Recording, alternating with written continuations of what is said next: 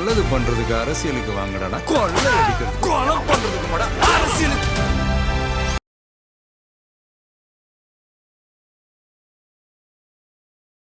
ஒரு ஆப், அந்த ஆப்ல ஒரு கார்டு மாதிரி உங்களுக்கு வந்து இது எப்படி எல்லாரும் பாக்குறாங்கன்னா ஒரு ஃபேண்டசி மாதிரி பாக்குறாங்க. இப்போ சங்கர் படத்துல ஒரு ஃபேண்டசி வரும் இல்லையா, இதுல ஃபேண்டசி என்ன சொல்றாங்க இது ஒரு ஃபேண்டசி. அவர் சொல்ற சில விஷயங்கள் மிக முக்கியமான விஷயங்கள், இதெல்லாம் நம்மளுடைய ஃபியூச்சர்ல இருக்க போற விஷயங்கள் தான். இல்ல ஆதார் கார்டு சாத்தியமாகுது, ரேஷன் கார்டு வந்து ஸ்மார்ட் ரேஷன் கார்டு. இந்தியா முழுக்க ஆதார் கார்டு சாத்தியம்னா தமிழ்நாட்டுக்கு மட்டும் ஏன் அந்த ஸ்மார்ட் பிரிவிலேஜ் கார்டு சாத்தியம் கிடையாது?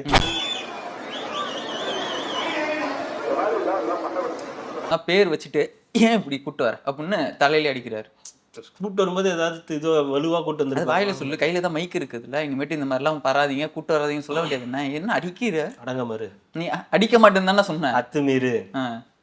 அதனாலதான் திருப்பி அதை மறந்துடக்கூடாது இல்ல, அதுக்காக அப்பப்ப செஞ்சு பார்த்துக்கிறது அதெல்லாம். அடங்க மாரு, அத்துமீறு, திருப்பி அடி, திமிரி எடு, அவன் பண்ணிடுவான் கடைசியா. அந்த மாதிரி அடங்கமா இருக்காம இருந்தா அப்புறம் எதுக்கு 12 சீட் வாங்கிட்டு வந்திருக்கலாம்ல, அங்க மட்டும் ஏன் அடங்கமா இருக்கீங்க? மேன் நான் சொன்னது தொண்டர்கிட்ட, நீ என்ன கூட்டணி கட்சியிலே போய் அடங்கமாரு அத்துமீறின்னு இருக்க ஐயா. டீனர் துணி விற்கிறாங்கன்னு. ஆமா, சைக்கிள்ல பிரச்சாரம் போயிருக்காரு விஜய். டி நகர்ல சைக்கிள்ல போய் செப்டோ விஜய் மீசோ அப்பா வந்து மீஷோ விஜய். டி நகர்ல பிரச்சாரம் பண்ண போன திமுக எம்எல்ஏ வந்து ஜெப்டோ விஜய்ன்னு சொல்லி மாத்திருக்காங்க. ஒரு மாதிரி பயமா தான் இருந்துச்சு எனக்கும். யார் இவங்கெல்லாம்? ஓ, வேட்பாளரா? அதாவது விஜய் சைக்கிள்ல இறங்கி பிரச்சாரம் பண்ணா ஏதாவது ஒண்ணு பேச வேண்டியது. ஆமா, ஆனா அதே வேட்பாளர் இவங்க வேட்பாளர் இறங்கி பண்ணா அது வந்து பாத்தீங்களா, இவ்வளவு காலையில தான் போவாங்க, சைக்கிள் இருந்துருச்சு, சைக்கிளிங் காலையில தான் பண்ணுவாங்க. இந்த போரை செய்து உங்கள் பிள்ளைகள் வெற்றி பெற நீங்கள் எப்போதும் போல திரள் நிதியில் எங்களுக்கு உதவ வேண்டும் என்று உங்கள் மகன் அன்போடு கேட்டுக்கொள்கிறேன். கை கட்டி. ஓ, சதியா? கேட்டிருக்க. எனக்கு என்ன தெரியல, மற்ற நேரம்லாம் வயிற்றுலையும் வாயிலையும் அடிச்சு பேசுறாரு, திருநெல்வேலி கேட்கும் போது மட்டும் ஏன் அமைதியா பேசுறாரு? நமது பிள்ளைகள் மிகவும் களத்தில் உற்சாகத்தோடு இருந்தாலும் நம்ம அடிக்கடி சந்திக்கக்கூடிய ஒரு நெருக்கடி இந்த நீதி மட்டுமே. யாரு? அண்ணன் இல்ல, நம்ம நெருக்கடி சந்திக்கிறோமா? ஆமா, அது மட்டும் தான் நம்ம நெருக்கடி இல்ல, மட்டும் தான் இருக்கு, மத்தபடி எல்லாம் சாரசாரியா வந்து. டெல்லி தோத்துருச்சா, சென்னை நீ வச்சு பெற்றுச்சா, அதுக்கும் அதே போல இந்த தேர்தலை வெற்றி பெற போவது யாரு? டெல்லி அணியா தமிழ்நாடு அணியா? இதுல என்ன தெரியுது? அடுத்து டிசி நம்மளை போட்டு புழக்க போகுதுன்னு தெரியுது. ரெட்ரோலுக்ஸ் குழுமங்களுக்கு வணக்கம். இன்றைய கார்த்திக் விஷன் நிகழ்ச்சியில் தமிழகத்தில் நடக்கும் அரசியலை பற்றி பேசலாம். வணக்கம் கார்த்திக். வணக்கம் ஜோ. சாரி, மன்னிப்பு மன்னிப்பு மன்னிப்பு. சாரி, ஒரு 2 நாள் வந்து பதறிட்டாங்க. தீய சக்தி உங்களை ஏதாவது பண்ணிருச்சா? என்ன? ஆமா, நம்மள நாட் மீ, போத். ஸோ அதனால அதெல்லாம் ஒன்றும் இல்லை. ஒரு 2 நாள் வந்து புதுச்சேரி வரைக்கும், புதுச்சேரி எங்க போகணும், அந்த வழியா போனோம். போயிட்டு சரி வந்துடலான்னு பார்த்தோம். ஜோ இல்லை, ஒரு நாள் ரெஸ்ட் வேணும்னு கேட்டாரு. காலெல்லாம் வலிக்குதப்பா. அந்த பக்கமா போனாலே ரெஸ்ட் வேணும்னு சொன்னாரு. சரி, ரைட், புரிஞ்சு போச்சு அப்படின்பாங்க. இல்லை, ஒரு முக்கியமான வேலையாக தான் போயிருந்தோம். அதனால தான் ஒரு 2 நாள் வந்து வர முடியல. ஆனால் நிறைய பேர் வந்து ஏன் வீடியோ வரலன்னு நிறைய பேர் இன்ஸ்டாகிராம்லையுமே வந்து இன்ஸ்டாலையுமே வந்து நிறைய மெசேஜ் பண்ணியிருந்தாங்க. எனக்கு பர்சனலாக இன்ஸ்டாலையுமே வந்து நிறைய பேர் வந்து என்னாச்சு, எதுவும் எனி ப்ராப்ளம்னாங்க. நத்திங் அப்படின்னு சொல்லிட்டு இன்னைக்கு வந்துடும் அப்படின்னேன். ஸோ அதற்கு ஏற்றாறு போல இன்னைக்கு வீடியோ சக்தி உங்களை தூக்கிடுச்சா அப்படின்னு கேட்டாங்க. இந்த அளவுக்குலாம் நம்ம இன்னும் பெரிய ஒருத்துலாம் இல்லை, அதான் ஒருத்து இல்லை. அதனால ஒன்றும் பிரச்சனை இல்லை, ஓகே தான். ஒரு 2 நாள் கேப் ஆகி போச்சு, சாரி. ஸ்டார்ட் பண்ணிடலாம், ஒன்றும் பிரச்சனை. அதுக்கேற்ற மாதிரி இன்னைக்கு வீடியோ எஸ் செஞ்சு விட்டுருவோம். அஃப்கோர்ஸ். சப்ஸ்கிரைப் பண்ணுறவங்களுக்கு மிக்க நன்றி. பண்ணாதவங்க தொடர்ந்து சப்ஸ்கிரைப் பண்ணிட்டு வீடியோக்குள்ள பாருங்க. 5 லட்சத்தை சீக்கிரம் தொட்டுருங்கப்பா தயவு செஞ்சு. நான் வேற ஆகணும். சூப்பர் தேங்க்ஸ் சார் பண்ணியிருக்காங்க. Super thanks. நிறைய பேர் வந்து பண்ணியிருந்தீங்க, அதுக்கும் வந்து மிகப்பெரிய நன்றிகள். அது நிறைய பேர் சொன்னாங்க இன்னும் போட போறது 1 வாரம் வீடியோ அப்படின்னு. ஏன் 1 வாரம் இல்லை மக்கா இல்ல புரியல. அதுக்கப்புறம் நம்ம இருக்க மாட்டோம்னு நினைச்சிருக்கலாம். What do you mean? இல்ல ஒருவேளை இருக்க மாட்டோம்னா இருக்க மாட்டோம்னா அரசியல்லாம் பேச மாட்டோம் அப்படின்ற மாதிரி நினைச்சிருக்கலாம். எவ்வளவோ இருக்கு, ஐபிஎல் இருக்கு, பணிகள் தொடரும். ஹிண்ட் கொடுத்துட்டேன், புரிஞ்சுக்கோங்க. போலாங்களா? போலாம். விஜய் அவர்கள் கன்னியாகுமரி சைக்கிள் விட்டு இறங்கக்கூடாது, எதுக்கு உங்களுக்குலாம் அதெல்லாம் தேவையா? சைக்கிள் விட்டு இறங்குனா இப்போ பாருங்க என்ன பிரச்சனை ஆகுதுன்னு சொன்னீங்க, அதுக்கு ஓட்டிட்டார்ல. நேத்து ஓட்டுனது வேற. நேத்து வந்து பாத்தீங்கன்னா அதுக்கான ஸ்பேஸ் இருந்துச்சு, ஒரு ஹைவேல ஓட்டினாரு, ஓரளவுக்கு அந்த க்ரௌடு இல்ல, ஸோ அதனால ஒரு நல்ல வேகமா ஓட்டிட்டு போனாரு. நடுவில் ஒரு தொண்டர் வந்தப்போ கூட அப்படி கட் அடிச்சு அப்படி போய் போனாரு. ஆனா ஆப்போசிட்ல இருந்து வரதை பார்த்தோன்னே ஜெர்காயிட்டாரு, ஐயோ அப்படின்ட்டு வண்டியை கொடுத்துட்டு மறுபடியும் வந்து போயிட்டார். அந்த மாதிரி இடத்துல ஓட்டுறது பிரச்சனை இல்லைங்க. காரைக்குடி மாதிரி ஒரு இடத்துல அந்த சைக்கிளை ஓட்டணும்னு நினைக்கிறதே இவ்வளவு பெரிய வந்து யோசனை, அந்த திங்கிங்கே வந்து எப்படி உங்களால இப்படி ரவுண்டானா பிரச்சாரம் பண்ற அந்த ரவுண்டானா கிட்டையும் ஓட்டி இருந்தாரு, ஓட்டினாருங்க. அந்த மாதிரி ஸ்பேஸ் இருந்த இடத்துல வந்து இப்போ உங்களுக்கு கன்னியாகுமரி போலீஸை வந்து எல்லாருமே ரொம்ப வெகுவாக பாராட்டுறாங்க. ஏன்னா எங்கெல்லாம் அங்கே க்ரௌடு வருதோ அங்கே பார்க்க விட்டுட்டு அப்படியே கட்டை போட்டு அப்படியே மறுபடியும் கொண்டு வந்துடுறாங்க. ஸோ எங்கெல்லாம் க்ரௌடு வருதோ அங்கே முடிச்சுட்டு அப்படியே இது பண்ணி விட்டுறாங்க, களைச்சி விட்டுறாங்க. அதனால பிரச்சனை இல்லை. இன்னொன்று சொல்லட்டுங்களா, அந்த எஸ்பி பேர் வந்து ஸ்டாலின் இருக்கலாம், அதனாலயா கூட இருக்கலாம். எது இல்ல எதுக்கு வம்பு இந்த பேரை வச்சுக்கிட்டு நம்ம வேற ஏதாவது பண்ணிக்கிட்டுன்றதுனால அங்க இருக்கிறவங்களே நிறைய பேர் பாராட்டினாங்க. இல்ல அதான் எல்லாருமே பாராட்டினாங்க. ஆதவர்ஜனா கூட இன்னைக்கு பிரஸ் மீட் சொல்லும் போது வந்து ரொம்ப பாராட்டி இருந்தார், நன்றி சொல்லியிருந்தார். நான் என்ன சொல்றேன், இப்படி போறவர் அப்படி அந்த கன்னியாகுமரியில கூட போய் போறது அந்த ஸ்பேஸ் கொடுத்துருந்தாங்க, தடுப்புகள் இருந்தது, அதை தாண்டி வராத அளவுக்கு பாதுகாப்பு இருந்துச்சு. சரி போயிட்டு அங்க போயிட்டு இருக்கிற ஒரு குழந்தைக்கு முத்தம் கொடுத்துட்டு வந்தாரு. அப்புறம் இன்னொரு இடத்துல வந்து பேசினாரு. அதெல்லாம் செஞ்சது எல்லாருக்குமே ஒரு ஹாப்பியாக தான் இருந்துச்சு. அதுவும் அவங்க தொண்டர்கள் ரொம்ப குஷியாக இருந்திருக்கும். காரணம் ஒரு சைக்கிள் ஓட்டினாரு, ரெண்டாவது பேசினாரு, ஒரு 14-15 நிமிஷம் பேசினாரு, விஷன்ஸை சொன்னாரு. அப்படின்னும் போது அது உங்களுக்கு பெரிய சந்தோஷம் வந்து, ஏன்னா தொடர்ந்து ஒரு செய்தி வந்துகிட்டே இருந்துச்சு, இங்கே பரப்புரை ரத்து, அங்கே பரப்புரை ரத்து, அங்கேயும் ரத்து, இங்கேயும் ரத்துன்னு இப்படியே போயிட்டு இருந்தது. ஒரு மாதிரி சோர்வு ஏற்படுத்துச்சு. உதயநிதி ஸ்டாலின்லாம் கிண்டல் பண்ற அளவுக்கு டயர்டாகி ரத்து பண்ணிடுறாங்க, நம்மலாம் அப்படியா அப்படின்னு. நம்ம வரதே ஈவினிங் மட்டும்தான், நம்ம வரது ஒருவேளை இது இல்ல, நம்ம வரதே அந்த ஈவினிங் ஒரு நாள் பிரச்சாரம் தான், எப்பயாவது மட்டும்தான் மத்தியான ஷெட்யூல் போட்டு பேசுறது. எல்லாருமே ஈவினிங் ஷெட்யூல் தான் பண்றாங்க. சீமானும் விஜயும் மட்டும்தான் வெயில்ல இந்த மாதிரி ரோட் ஷோ இந்த 12 மணி 1 மணி 2, ஏன்னா கொடுக்கறதே 2 மணி 3 மணி. இப்போ நாளைக்கு கூட பாருங்க திருப்பூர்ல வாங்கியிருக்காங்க, 2 மணிக்கு ஸ்டார்ட் ஆகுது. ஸோ அது ஒரு திருப்பூர்ல முக்கியமான இடம், அவினாசி பேருந்து நிலைமைக்கு போட்டிருந்தாங்க, அங்க 2 மணிக்கு ஸ்டார்ட் ஆகி அங்க ரோட் ஷோ பிளஸ் வந்து பிரச்சாரம் பண்றாரு. அதுக்கப்புறம் 4 மணிக்கோ என்னமோ போட்டு இப்போ ரோட் ஷோ வந்து பண்றாரு. ஸோ நாளைக்கு ஒரு கலைப்புறம் இருக்குது. கோயம்புத்தூர் புத்தாண்டு வேற. ஆமா, தமிழ் புத்தாண்டு வேற. அவருக்கு இல்லை, அவருக்கு 1ஆம் தேதி முடிஞ்சிருச்சு. அவருக்கு தை 1 தமிழ் புத்தாண்டு முடிஞ்சிடும். விஜய்க்கா? ஆமா, அப்படி அது தெரியாதா உங்களுக்கு? ஆமா, அது சொல்லியிருந்தீங்க. ஆமா, அது கலைஞர் கருணாநிதி சொன்னார் இல்லையா, தை புத்தாண்டு தை 1 தான் வந்து தமிழ் புத்தாண்டுன்னு. அதையே அவரும் ஃபாலோ பண்ணிட்டு இருக்காரு போல. அவர் வந்து தமிழ் புத்தாண்டெல்லாம் முடிச்சுக்கோ இல்லையாங்க, நம்ம வந்து ஒரு வாழ்த்து சொல்லிடுவோம். நம்ம சொல்லுவோம், கண்டிப்பா சொல்லுவோம், முடியும் போது கண்டிப்பா சொல்லலாம். இந்த இதை வந்து 1ஆம் தேதியை முடிச்சுட்டாருன்னா நாளைக்கு அவருக்கு தமிழ் புத்தாண்டு கிடையாது. அவரு நாளைக்கு என்ன பண்றாருன்னு பார்ப்போம், என்ன நடக்குதுன்னு போடுவார் எப்படியும் பார்ப்போமே, நாளைக்கு சொல்லுவாரா இல்லையான்றத. ஏன்னா அவர் சொல்லிட்டாரு 1ஆம் தேதி, தை மாசம் 1ஆம் தேதியே சொல்லிட்டாரு. அதனால நாளைக்கு சொல்றது வந்து கஷ்டம். அப்படி சொன்னாருன்னா மாத்தி சொல்ற மாதிரி ஆகுன்றதுனால சொல்ல மாட்டாரு. அதுக்காக சொல்றேன். நாளைக்கு ஒரு இது இருக்கு, ரோட் ஷோலாம் இருக்கு. ஸோ அந்த தொண்டர்களுக்கு ஒரு உற்சாகம், ஓட்டு போடணும்னு நினைக்கிறவங்களுக்கு ஓகே ரெகுலரா வராரு, பிரச்சாரம் பண்றாரு அப்படின்ற ஒரு சந்தோஷம் இருக்கும். ஓட்டு போடலாமா வேணாமான்னு இருக்கிறவங்களுக்கு அவர் போய் பேசினாருன்னா அது ஒரு சந்தோஷத்துல கண்டிப்பா அவங்க ஓட்டு போடுறதுக்கான வாய்ப்புகள் வந்து அதிகமா இருக்கு. உடல்நிலை வேற சரியில்லைன்ற மாதிரி ஒரு சில அதெல்லாம் சொல்றாங்க. அப்படி எல்லாம் ஒன்றும் தெரியல. ஒரு சைக்கிள் ஓட்டுறதை பார்த்தா உடல்நிலை சரியில்லாத மாதிரிலாம் தெரியல. நல்லா தான் இருக்காரு, ஜாலியா இருக்காரு, நல்லா நம்ம பத்திரிக்கையாளர் சொல்ற மாதிரி வைபிள் இருக்காரு, நல்ல வைபிள் இருக்காரு, நல்லா வைப் பண்றாரு அப்படின்ற மாதிரி. மற்றவங்களுக்கு தான் பிரச்சனையா இருக்கு, போய் பேச வேண்டியதா இருக்குது, கத்த வேண்டியதா இருக்குது. நமக்கு அந்த பிரச்சனை கூட இல்லை. போறோம், ரோட் ஷோ பண்றோம், மாலைகளை வாங்குறோம், பூக்களை தூவுறோம், அப்படியே போறோம், இறங்குறோம், சைக்கிளை ஓட்டுறோம், ஒரு ரவுண்ட் அடிக்கிறோம், கையை காட்டுறோம், மாலையை போட்டுட்டு மறுபடியும் நல்லா இப்ப என்ஜாய் பண்றாரு. அதுதான் சொல்றேன், அவரு இதை பண்றாரு. அது மக்களுக்கு ஒரு புதுசா இருக்கு. அதாவது விஷயங்களை சொல்லி 1 மணி நேரம் 1.5 மணி நேரம் கருத்துக்களை பேசி உயின்னு ஏதாவது சொல்லி கத்தி எந்த கட்சி அப்படி அந்த கட்சி இப்படி இவன் இப்படி அவன் இப்படி இவன் காலில் விழுந்தான் அவன் கையில விழுந்தான் இவன் லைக்கு போட்டான்லாம் பேசுற வேலை எல்லாம் இல்ல. நம்ம பாட்டுக்கு நம்ம போனோமா நாங்க ஆட்சிக்கு வந்தா இதை பண்ண போறோம், தீய சக்தி இப்படி எல்லாம் பண்ணிட்டு இருக்கு, உங்க ஆட்சியில இந்த பிரச்சனை எல்லாம் இருக்கு, எங்க ஆட்சி வந்தா அந்த பிரச்சனை இருக்காது அப்படின்னு சிம்பிளா முடிச்சோமா, இந்த ஜென்ரேஷனுக்கு ஏத்த மாதிரி முடிச்சோமா, அவங்களுக்கு ஏத்த மாதிரி வைப் பண்ணோமா வந்துட்டு இந்த முடிச்சிடுறாரு. ஆனா நேத்து சொன்னதுல நிறைய விஷயங்கள் முக்கியமான விஷயங்கள்லாம் வந்து சொல்லியிருக்காரு. அதையும் பார்த்துருவோம்.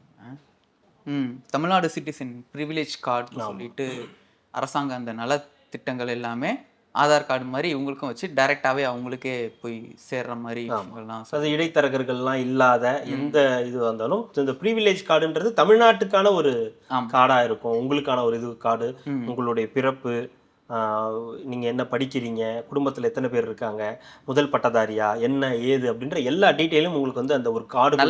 ஆமாம், ஒரு ஆப்பு, அந்த ஆப்பில் ஒரு கார்டு மாதிரி உங்களுக்கு வந்து இது எப்படி எல்லாரும் பார்க்குறாங்கன்னா ஒரு ஃபேண்டசி மாதிரி பார்க்குறாங்க. இப்போ சங்கர் படத்தில் ஒரு ஃபேண்டசி வரும் இல்லையா, இதில் ஃபேண்டசி என்ன சொல்கிறாங்க, ஒரு ஃபேண்டசி.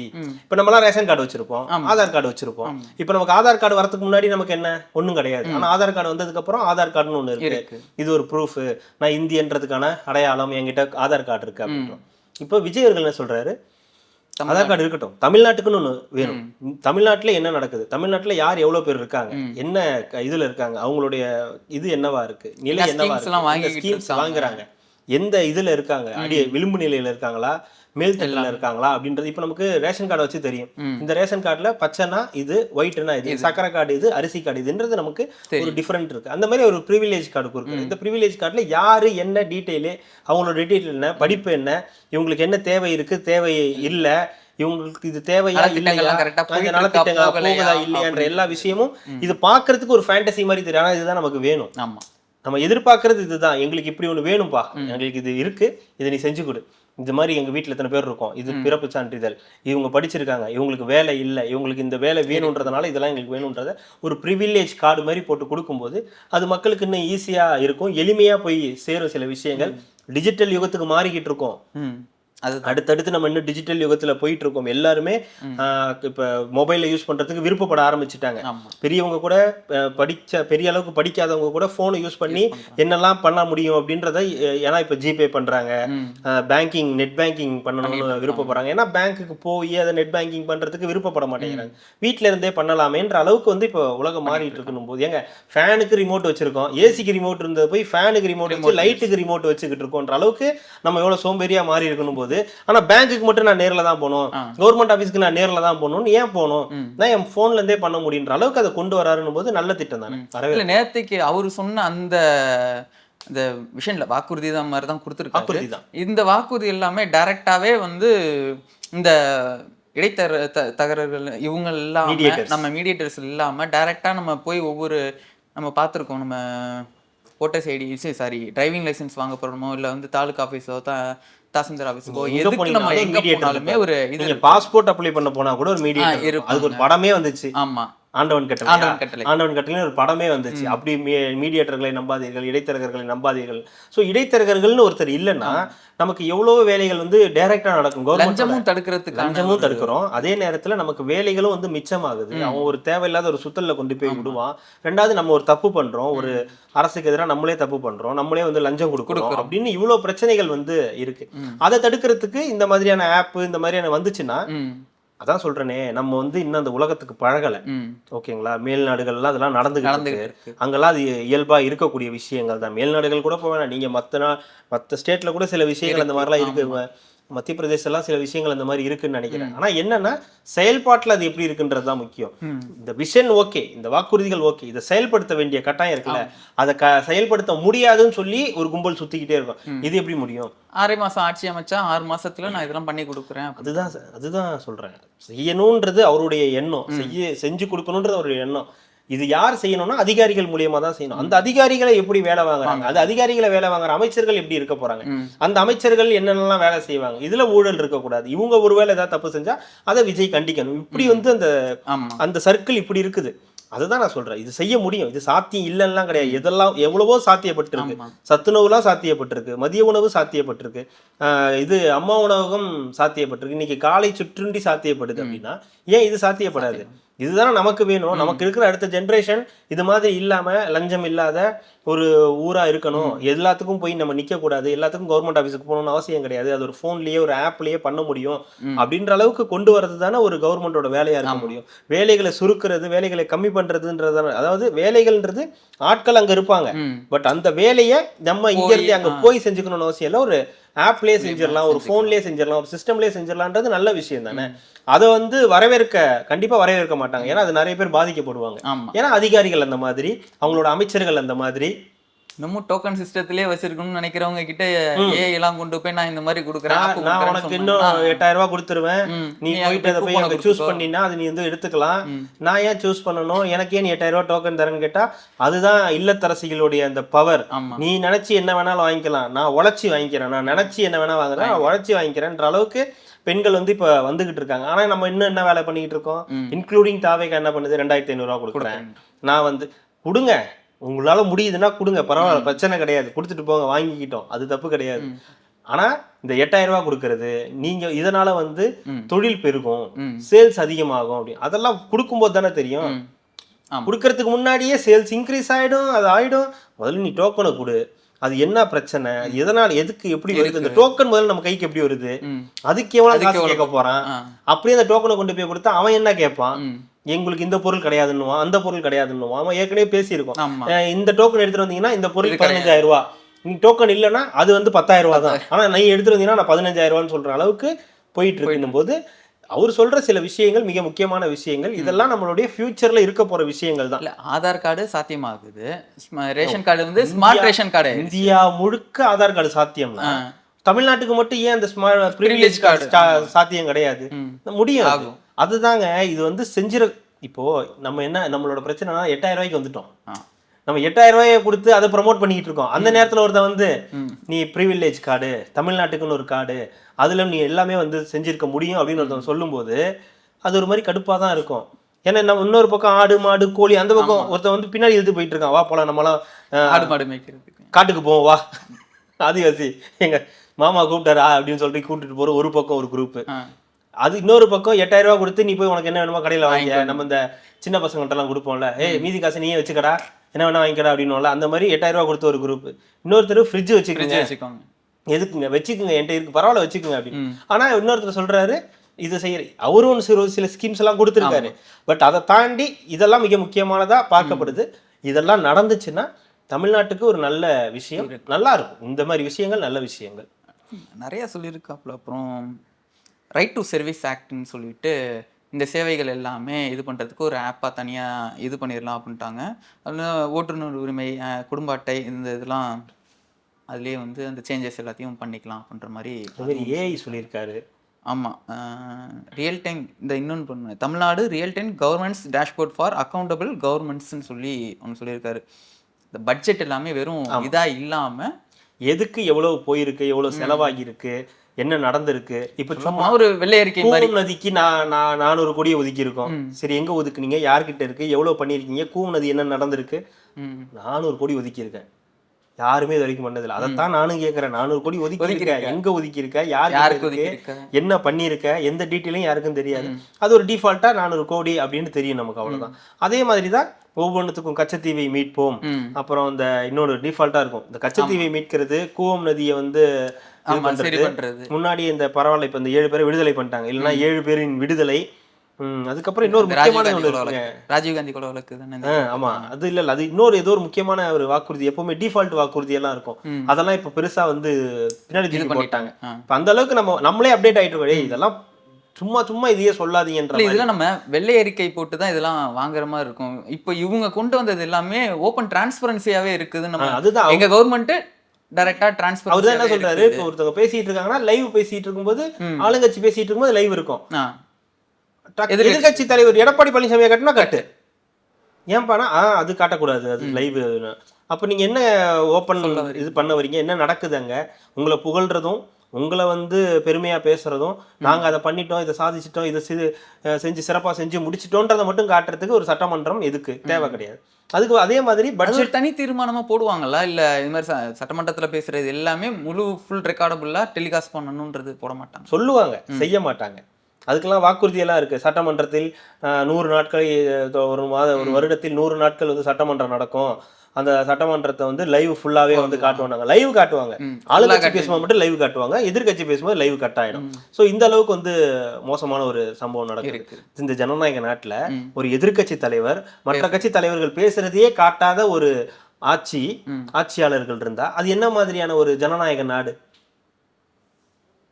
நல்ல வேலை இப்ப எடப்பாடி பழனிசாமி விஜய் பேசுறதெல்லாம் லைவ்ல காட்டக்கூடாதுன்னு சொல்லி ஏதாவது ஒரு தீர்மானம் நிறைவேற்றி மெஜாரிட்டி இருக்குன்னு சொன்னாங்கன்னா அது போய் ஊடகத்துல போய் பண்ண முடியுமா? முடியாதுல்ல. அந்த அளவுக்கு ஒரு மோசமான இருக்கு. ஸோ இந்த மாதிரி விஷயங்கள், பட்ஜெட் மீதான தீர்மானம் அது என்னன்றது ஓப்பனா நாங்க வந்து சொல்லுவோம், இதுதான் இவ்வளவு செலவு பண்ணிருக்கோன்றதை நாங்க சொல்லுவோம் அப்படின்றது விஷயம்லாம் நல்ல இதெல்லாம் சொல்றேனே, காதுக்கு கேட்க ரொம்ப இனிமையா இருக்கு. செயல்படுத்தினா ரொம்ப சந்தோஷமா இருக்கும். அது இன்னும் இம்ப்ரூவ் ஆயிட்டே போயிட்டு இருக்கும்.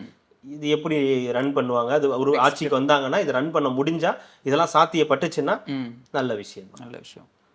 அடுத்தது சிட்டிசன் ஆஸ் பார்ட்னர்ஸ் இன் கவர்மெண்ட்ஸ்னு சொல்லியிருக்காங்க. அவங்களும் வந்து சொல்லலாம், அவங்களும் வந்து கருத்துக்களை வந்து சொல்லலாம், இதெல்லாம் எப்படி பண்ணலாம் ஏது பண்ணலான்ற விஷயத்தெல்லாம் இம்ப்ரூவ்மெண்ட் பண்ணலான்றத அவங்க வந்து வெறுமனே வாக்காளர் பெருமக்களா இல்லாம பங்காளர்களாக இருக்கணும், அவங்களும் அவங்களுடைய பங்களிப்பை இந்த நாட்டுக்கு இந்த சமூகத்துக்கு கொடுக்கணும் அப்படின்னு சொல்றது மிக முக்கியமான தீர்மானங்கள். 10,000 கையெழுத்து அந்த மாதிரி வந்துச்சுன்னா நாங்க வந்து அது அந்த மனுவை வந்து ஏத்துக்கிறேன்னு இருக்காங்க. 5 லட்சம் கையெழுத்து போட்டு வந்துச்சுன்னா சட்டசபையில பேசுவோம். அதுக்கு ஒரு 5 லட்சம் கையெழுத்து எவன் போடுவான், எவன் வந்து இதுக்கெல்லாம் டைம் இருக்குன்னா எதுக்கோ டைம் இருக்கு.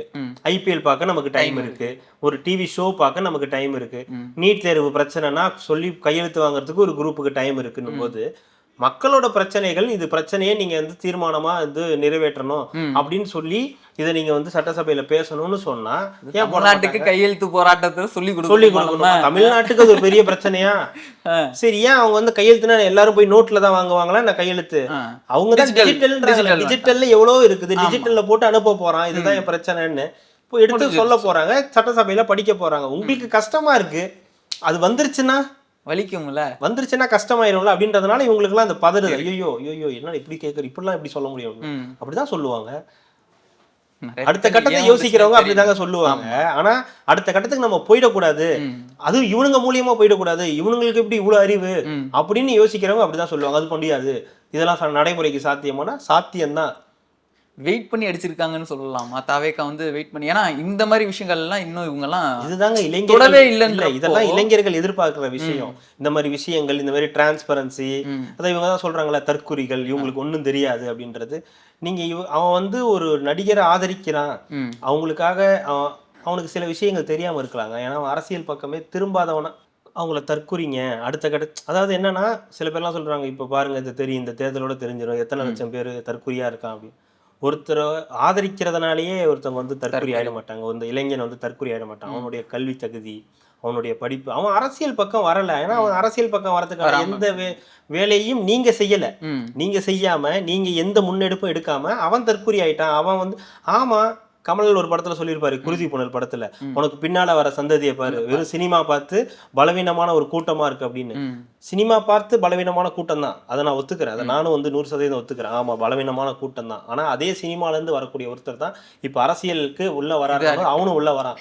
அவனுக்கு எதுவும் புரியல, அவனுக்கு எதுவும் தெரியாது, அவன் வரான், எங்க ஆள் வராரு, நானும் உள்ள வரேன் அப்படின்றான். அப்ப அவனுக்கு வந்து அரசியல் படுத்துறதுக்கு ஒரு வேலை கிடைக்குது. ஓகேப்பா, இதுதான் என்ன. இப்போ உனக்கு தெரியுது இல்ல, நீ யாரு, உன் குடும்பம் யாரு, நீ என்ன பண்ணிருக்க, நீ யாரு, எந்த பேக்ரவுண்ட்ல இருந்து வந்திருக்க, நீ இவர் யாரு, இவர் என்ன பேக்ரவுண்ட்ல இருந்து வராருன்றது. இப்போ விஜயால வந்தானா கூட பிள்ளையார் சொல்லி போட்டிருக்காங்க. இல்ல, இப்போ விஜயால வரானா கூட ஒருவேளை சீமான் அவர்களுடைய கருத்துக்கள் பிடிச்சவங்க சீமான் பக்கம் போனா அது தப்பு கிடையாது. அரசியல் அவனுக்கு அரசியல் புரிதல் வந்துருச்சு இல்ல. ஒருவேளை விஜய் கிட்ட இருந்து வந்து திமுக பக்கம் போனா நீங்க வந்து ஒத்துப்பி. இப்ப நீங்க என்ன சொல்லிங்க பாத்தீங்களா, தற்குறியா இருந்த பையன் இப்ப எங்க கிட்ட வந்தோன்னா வந்து அறிவாளியா மாறிட்டேன்னு சொல்ல முடியாதுல்ல. அந்த ஒரு பெருங்கூட்டத்தை அவர் வந்து கூட்டு வராரு, அந்த கிரௌட கூட்டு வந்து இந்த அரசியலுக்குள்ளார கலக்குறாரு. அதுதான் இவங்களுக்கு பெரிய பஞ்சாயத்தா இருக்குது, பேரிடியா இருக்குது. ஐயோ என்னடா இது, இப்படி இந்த இத்தனை இளைஞர்கள் இவ்வளவு பேர் அப்படின்னு ஜெயிக்கிறாரு தோக்குறாருன்றதெல்லாம் அடுத்த பிரச்சனைங்க. ஆனா இவ்வளவு பேரை உள்ள கூட்டு வந்து விடுறாருல்ல இந்த அரசியலுக்குள்ளார. இதுல பாதி பேருக்கு ஒரு சரி ஒரு 25% பேருக்கு வந்து ஒரு அரசியல் புரிதல் வந்துருச்சுன்னா அவனுக்கு தெரியும் இருக்குதுங்க. இப்போ அந்த கன்னியாகுமரி நம்ம போனோம், அதுக்கு முன்னாடி இந்த நிக்கிறவங்கள்ட்ட எல்லாம் பேட்டி எடுக்கும்போது நிறைய பெண்களே வந்து பேசுறாங்க, கன்னியாகுமரியில இந்த மாதிரி மலைகள் வந்து உடைக்கப்படுது, நிறைய லாரி போகுது, மணல் கொள்ளை நடக்குது, எல்லாமே தெரியுது ஜோ. அதுதான் சொல்றேன், இங்க எல்லாருக்கும் எல்லாமே பேசுறாங்க. இவங்க ஒரு செட் ஆஃப் க்ரௌடை வச்சுட்டு ஒரு செட் ஆஃப் க்ரௌட் இந்த கூட்டத்துல வரும்போது விஜய் கூட செல்ஃபி எடுக்கணும், போட்டோ எடுக்கணும்னு ஆசைப்படுற அந்த மனநிலையை மட்டும் வச்சுக்கிட்டு வெறும் தற்கூரி, அவனுக்கு எதுவும் தெரியாது, அவன் வந்து இந்த மாதிரி மனநிலையில தான் இருக்கிறான் அப்படின்னு சொல்றது இருக்குல்ல, அதுதான் வந்து அந்த தனம், அதுதான் தற்கொலைத்தனம். நீங்க அவனை வந்து ரொம்ப இதுவா இழ போறீங்க. ஆனா என்ன பிரச்சனைனா அவனுக்கு ஓட்டு இருக்கு. நீங்க அவனை தற்கொலைன்னு சொல்லுங்க, என்ன வேணா சொல்லிட்டு போங்க, ஆனா அவனுக்கும் ஒரு ஓட்டு இருக்கு. அவன் யாருக்கு அழுத்துறானோ அதுதான் இங்க கேம் சேஞ்சா இருக்க போகுது. அவருக்கு தான் அழுத்தணும்னு முடிவு பண்ணிட்டானா உங்களுக்கு தான் அழுத்தம். அவருக்கு அழுத்துறது உங்களுக்கு தான் அழுத்தம். வாயை திறந்து இப்ப எல்லாரும் பேச ஆரம்பிச்சிருக்காங்க. நம்மளே பார்த்திருக்கோம். திமுக பிரச்சாரத்துக்கு எல்லாம் போகும்போது நிறைய மக்கள் வந்து இது வரைக்கும் என்ன பண்ணிருக்கீங்க, ஏது பண்ணிருக்கீங்கன்னு எல்லாமே துரத்துறாங்க. வாயை திறந்து கேளுங்க, நீங்க பேசுங்க, நீங்க பேசாம இருக்கிறது தான் இவ்வளவு பிரச்சனையா இருக்குது. நீங்க பேச ஆரம்பிச்சீங்கன்னா தான் மொத்தமா எல்லாமே மாறுன்றது தான் இப்போ வரைக்கும் நான் பார்த்தது. இல்ல நிறைய இது இவரோட ஆட்சி, இவரு விஜய் அவர்கள் ஆட்சி அமைச்சாலும் இதே மாதிரி பேசுவாங்களா? கண்டிப்பா பேசுவாங்க. அது மக்களுக்கு ஒரு பிரச்சனைனா ஒரு ஸ்டேஜ் வரைக்கும் பொறுமையா, ஏன்னா ஒரு இதுக்கு மேல பயத்துல வந்து நடிகை உட்கார்ந்துடுறாங்க. எந்த ஒரு தனி ஒரு மனிதனா இருக்கும்போது அந்த பயம் இருக்கதான் செய்யும். உங்களுக்கும் இருக்கும், எனக்கும் தான் இருக்கும். சரிங்களா? இப்போ நீங்க யாரை எதிர்த்து கேட்குறீங்க, ஒரு அரசாங்கத்தை எதிர்த்து கேள்வி கேட்பீங்க. இப்போ நீங்க போற ஒரு அமைச்சர் இருக்காருல்ல, இப்போ ஒரு எம்எல்ஏ இருக்காருல்ல, அவர் வந்து ஒரு எம்எல்ஏ கிடையாது, அவர் ஒரு அரசாங்கம். நீங்க அவரை பார்த்து கேள்வி கேட்கும்போது இயல்பா உங்களுக்கு அந்த பயம் வரதானே செய்யும். ஏன்னா அவங்க கூட இருக்கிறவங்க அவங்க வந்து மிரட்டுவாங்க, உங்களுக்கு என்னென்னலாம் நடக்கும்ன்றது தெரியும். ஆனா அதுவே ஒரு 10 பேர் 15 பேர் 20 பேரா போய் கேட்டா அப்ப பிரச்சனை இருக்குன்றது அவங்களுக்கு தெரியும். அப்போ அவங்களுக்கு ஏதாவது பண்ணணும்ன்றது ஒரு இது வரும், ஐடியா வரும். ஆனா நீங்க தனியா ஒருத்தனை கேட்கும்போது அந்த பிரச்சனையை வந்து வரதான் செய்யும். அது இப்ப நடக்குது. இப்ப எல்லா இடத்துலயும் பல இடங்கள்ல போற திமுகவுடைய எம்எல்ஏக்கள் நிறைய பேர் வந்து அவமானப்பட்டு திரும்புறாங்க, அசிங்கப்படுறாங்க. நீங்க எங்களுக்கு என்ன செஞ்சீங்க, எதுக்கு இங்க வரீங்கன்ற அளவுக்கு வந்து கேட்கறாங்கன்னும் போது மக்களுக்கு, ஆமா, மக்கள் ஒரு ஸ்டேஜுக்கு மேல எப்படி பொறுமையா இருப்பாங்க? அவங்களுக்கு பிரச்சனை தீரணும்னா அவங்க கேட்க தானே செய்யும். அதே பிரச்சனையோட அவங்க வாழ்ந்துகிட்டே இருக்க முடியுமா? 8000 ரூபாய் கூப்பனை கொடுத்தா எல்லாமே சரியா போயிடுமா? போகாதுல்ல. அவனுக்கு ஒரு பிறப்பு சான்றிதழ்ல பிரச்சனையா இருக்கும், இறப்பு சான்றிதழ்ல பிரச்சனையா இருக்கும், என்னென்னவோ பிரச்சனை, புதுசா அவனுக்கு பிரச்சனைகள் வரதான் செய்யும். அந்த பிரச்சனைக்கு தான் வருவான். நான் உனக்கு 8000 ரூபாய் கூப்பன் கொடுக்குறேன், அதை வச்சு நீ எல்லாத்தையும் சால்வ் பண்ணிக்கிறான். அவன் எப்படி சால்வ் பண்ணுவான்?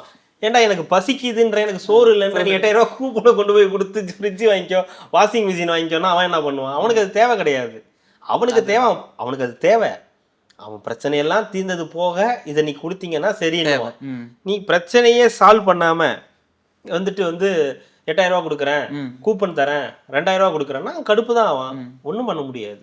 அதான் சொல்றேனே, உங்களுக்கு எப்போ இந்த கூப்பன் கொடுக்கணுன்ற ஐடியா வந்துச்சோ அப்போவே இது வந்து எந்த எக்ஸ்ட்ரீமுக்கு நீங்க போயிருக்கீங்கன்னு தெரியுது. புதுசா ஏதாவது பண்ணணும், வித்தியாசமா இருக்கணும்.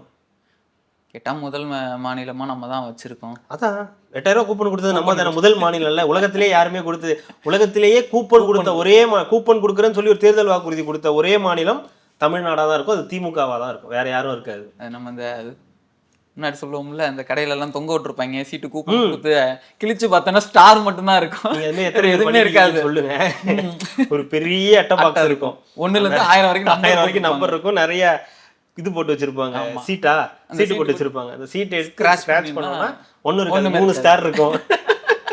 நமக்காவது 3 ஸ்டார், எனக்கு 1 ஸ்டார் தான் இருக்குது. இந்த மாதிரி அது அப்பா பாக்கெட்ல இருந்து காசு எடுத்துட்டு போய் 1 ரூபா 2 ரூபான்னு எடுத்துட்டு போய் கொண்டு போய் கொடுத்தா கொடுப்பாங்க.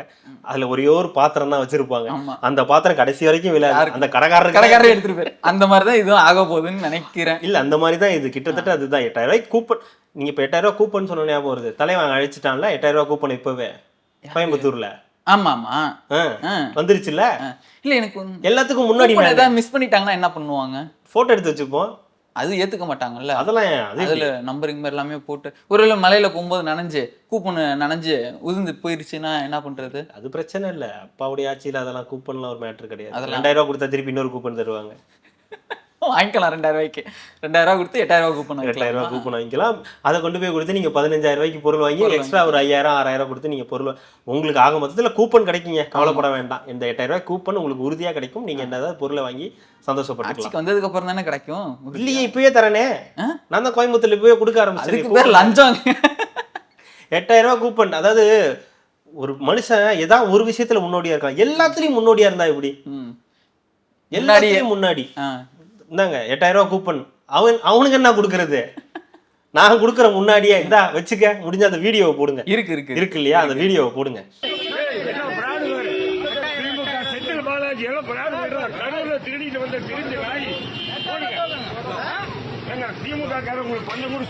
இந்தாப்பா கூப்பன் என்னங்க இப்பவே நம்மலாம் அப்படிதான் வச்சுக்க என்ஜாய் பண்ணு இப்ப கொண்டு போய் கொடுக்கணும் எங்க வேணாலும் ஒண்ணும் தர மாட்டாங்க. ஆட்சிக்கு வந்ததுக்கு அப்புறம் தான் எதா இருந்தாலும்ன்ற மாதிரி செந்தில் பாலாஜி பயங்கர முன்னோடியா இருக்காரு. அதிமுகவினர் தான் கண்டுபிடிச்சு ஏதோ இது பண்ணியிருக்காங்கன்னு நினைக்கிறேன். கூப்பன் எல்லாமே இந்த செத்தவங்க ஃபோட்டோ, மறைஞ்சவங்க ஃபோட்டோ கிட்டோ இல்லை காந்தி கீந்தி தான் இருக்கும்போது லாட்ரி சீட்லாம் வாங்கி கொண்டு போய் அந்த ஃப்ரேம் கீழே அந்த மாதிரி எல்லாரும் கொண்டு போய் அந்த 8000 கூப்பனை வீட்டில் வச்சுக்கோங்க. வீட்டில் வந்து பத்திரமா வச்சுக்கோங்க. படத்தோட படமா மாட்டி வச்சுக்க போறாங்க. அதுதான் நடக்க போகுது. உலகத்தரமான ஐடியாங்க 8000 ரூபா கூப்பன்றதெல்லாம். பிளஸ் அது செந்தில் பாலாஜி முன்னோடியா நான் பண்றேன் பாருங்க அப்படின்னு எல்லாருக்கும் முன்னோடி நான் தான் அப்படின்னு சொல்லி அடிச்சாருல. Hands of to. நம்ம இங்கேயே பட்டி போட விட மாட்டேங்கிறீங்க. ஆமா, பட்டியை போட்டா இதுக்கு எதுக்குறா கட்டிடுறீங்கன்னு கேட்டா இல்ல அது இந்த அந்த காசை நான் வந்து 8000 ரூபா கூப்பனை கொடுத்துட்டு போறேன். யாரை கேட்டு கொடுக்குற நீ பாட்டுக்கு வர யாரை கேட்கணும்ன்றேன். யாரை கேட்கணும்? மக்கள் கேட்குறாங்க யாருக்குப்பா இந்த கூப்பன்? உங்களுக்கு தான். எங்களுக்கா? சரி சரி அப்புறம் கொடுங்க. அடுத்து மெயினான விஷயமே அண்ணனா இல்லை ஏஐ இன்னும் விஷன் இன்னும் முடியல. ஏஐக்கு தனியாக ஒரு மினிஸ்ட்ரி வந்து ஃபார்ம் பண்ணுறேன் அப்படின்னு சொல்லியிருக்காங்க. நிறையா அதுக்குன்னு தனியாக யூனிவர்சிட்டி எல்லாமே இது பண்ணுறேன்னு சொல்லியிருக்காங்க. அது ரொம்ப பெரிய விஷயம். அடுத்த லெவல் டெக்னாலஜி டெவலப். அடுத்த லெவல் தான். பட் நீங்கள் தான் சொன்னீங்க ஏஐ பண்ணும்போது நிறைய அதுக்கு வாட்டர் சோர்ஸ் வேணும். இல்லை அதாவது டேட்டா சென்டருக்கு தான் நம்மளுக்கு வந்து வாட்டர் சோர்ஸ் வேணும். ஏஐ டெக்னாலஜியை நம்ம வந்து டெவலப்மெண்ட்க்கு ஏஐ டெக்னாலஜி வந்தால் நிறைய பேருக்கு வேலை போயிடுமே. இப்போ நீங்களாலும் வேலை செஞ்சுட்டு இருக்கோம். இந்த கம்பெனிக்கு இப்போ ஏஐ டெக்னாலஜி வந்து நீங்கள் வேணான்னு உங்களை என்னையும் துரத்தி விட்டா மேனுக்கு இன்னைக்கு ஏஐ ரீப்ளேஸே ஆக முடியாதுங்க. ஓகே, ஏஐக்கு வேணா ப்ராம்ப்ட் யார் கொடுப்பா? ஏஐ தானாவே கொடுத்துக்குமா? அதுக்கு இன்னொரு ஏஐ இருக்காதா? எது ஏஐக்கு ப்ராம்ப்ட் கொடுக்க இன்னொரு ஏஐ வேண்டாமா? முடியாது. மொத்தம் வளரக்கூடாது. நான் கேட்குறேன் இல்லைங்க, ஒரு சில பேர் கேட்குறாங்க, அதனால உங்கள்கிட்ட நான் கேட்குறேன். எனக்கு ஏஐ பத்தி அந்த அளவுக்கு நாலேஜ் இல்லை. நீங்க ஓரளவுக்கு அதை பத்தி படிக்கிறீங்க, உங்களுக்கு தெரியும். இப்போ ஏஐன்னு ஒன்று வருது, அதுக்குன்னு ஒரு அமைச்சர் இருப்பாரு, அதுக்குன்னு ஒரு மினிஸ்ட்ரியே நான் போடுறேன்னு ஒருத்தர் சொல்றாரு. ஏஐ வந்தா நிறைய பேருக்கு வேலை வாய்ப்பு போகணும்னு ஒருத்தங்க ஒரு செட் ஆஃப் பீப்புள் சொல்றாங்கல்ல, அதை நீங்க எப்படி சொல்றீங்க, எப்படி இல்லைன்னு மறுக்கிறீங்கன்னு கேட்குறேன். அப்படிலாம் சொல்ல முடியாது. அதாவது இருக்கிற ஒர்க்கை வந்து நம்ம இன்னும் ஸ்மார்ட்டரா நம்ம வந்து ஒர்க் பண்றதுக்கு தான். இப்போ நம்மளே எடிட்டிங் இருக்கோம். இன்னைக்கு ஏஐ வந்து எடிட்டிங்க்கும் நிறையா இதாகிடுச்சு. என்னதான் இருந்தாலும் அங்கே ஒரு எடிட்டர் இருந்தால் தான் அவன் கரெக்டாக அந்த ப்ராம்ப்ட் கொடுத்து அந்த வீடியோஸ் ஜென்ரேட் பண்ணி இல்லை இந்த எஃபெக்ட்ஸ்லாம் மாற்றணும்னு சொல்கிறதுக்கு அங்கே ஒருத்தர் வேணும். அதுவும் ஏஐ வந்து பண்ண முடியாது. ரெண்டாவது நமக்கு இருக்கிற மாதிரி அதுங்களுக்கு இருக்காது, ஏஐக்கு வந்து இருக்காதுன்றதுனால எல்லா இடத்துலையுமே இருக்கும். இருக்கிற ஒர்க்கை நம்ம வந்து இன்னும் ஸ்மார்ட்டரா குயிக்கரா பண்றதுக்காக ஏன் இப்படி சொல்லலாமா? அந்த புதுப்பேட்டை படத்துல இது வரும்ல, ஏய் நீ நானு அப்படிதான் நம்மலாம் ஏஐ பார்த்து அப்படிதான் சொல்லணும். அப்படிதான் சொல்லணும் நம்ம. ஏஐ அதான் சொல்றேன், ஏஐன்றது நமக்கு ரொம்ப தேவையானவர்களுக்கு. நம்ம ஆந்திரால சந்திரபாபு நாயுடு அவர்கள் வந்து கூகுளோட அந்த இதுவே வந்து அங்க இது பண்ணியிருக்காங்க அப்படின்னும் போது, இப்போ நீங்களே சொல்றீங்க, நம்மளே வீடியோ எல்லாமே பார்த்த காலம் போய் இன்னைக்கு ஃபுல்லாகவே ஷார்ட்ஸ் எல்லாமே அடுத்தது 30 செகண்ட்ஸு, அதை ஸ்க்ரோல் பண்ணுறதுக்கு டைம் இல்லைன்னு சொல்லிட்டு ஆட்டோ ஸ்க்ரோலிங் கொடுக்குறாங்கன்றப்போ எவ்வளோ ஷார்டன் பண்ணிகிட்டே வருதுன்றப்போ டைம் அவ்வளோ தூரம் ஷார்டன் பண்ணாதான் நம்ம அடுத்த வேலைகள் நம்ம மூவ் ஆக முடியும். ஆனால் இன்னமும் நான் ஒரு ரீல்ஸ் பார்க்குறேன், நீங்கள் எத்தனை பேர் பார்க்குறீங்கன்னு தெரில, நான் ஒரு ரீல்ஸ் பார்க்குறேன், அது எதுக்குன்னு எனக்கு இத்தனை நாள் தெரில, நானும் பார்க்குறேன், அதுவும் வருது, அல்கோரிதத்தினால வருது. என்ன ரீல்ஸ்? ஒரு இளநீ வெட்டுறான், கட் பண்ணுறாங்க, பச்சை கலர் இளநீங்க, ஒரு கட்டை மேலே வச்சு பின்னாடி தென்னை மரம் அது மாதிரிலாம் இருக்கிற மாதிரி வெட்டுறான். நல்லா சவுண்டு நல்லா நறுக்கு நறுக்குன்னு கேட்கும் வெட்டுறது. வெட்டி கடைசியாக வச்சிருவான், முடிஞ்சு. இதுல என்ன இருக்கு, வெட்டிட்டா முடிஞ்சு போச்சு. அடுத்து கொஞ்ச நேரம் கழிச்சு பார்க்குறேன், நீல கலர்ல ஒரு இளநீ வருது, அதையும் வெட்டுறான்.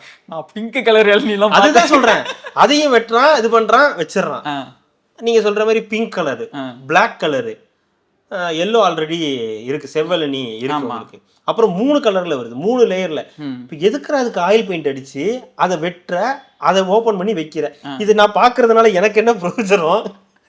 அவனுக்கு பிரயோஜனமா இருக்குல்ல, அவனுக்கு பிரயோஜனம் இருக்கு. ஆனா எவ்வளவு நாளுங்க இதே செஞ்சுக்கிட்டு இருப்பான் ஒருத்தன், இளநியை வெட்டி வெட்டி கொண்டு வந்து வச்சா. நீங்க அதெல்லாம் பாத்துட்டீங்க, இதுக்கு மேல அந்த ரீல் வந்துச்சுன்னா நீங்க ஆட்டோமேட்டிக்கா முதல்ல அதை தள்ளி விட்டுருவீங்க. அப்போ அவ்வளவுதான். நான் சொல்றது புரியுதா உங்களுக்கு? ஒரு பிரயோஜனமும் இல்லடா, நீ இளநியை வெட்டிட்டே முடிஞ்சு போச்சுடா. அட்லீஸ்ட் இந்த இளநியில இது இருக்கு, இது ஏதாவது ஒரு தடவை சொன்னா முடிஞ்சிருக்கும். ஒவ்வொரு தடவை இளநியை கட் பண்ணி வச்சிடறான். தப்பா புரிஞ்சுட்டு இருக்கீங்க. நான் எனக்கும் தான் வருது, ஏஐ வீடியோ எல்லாம் நிறைய வருது.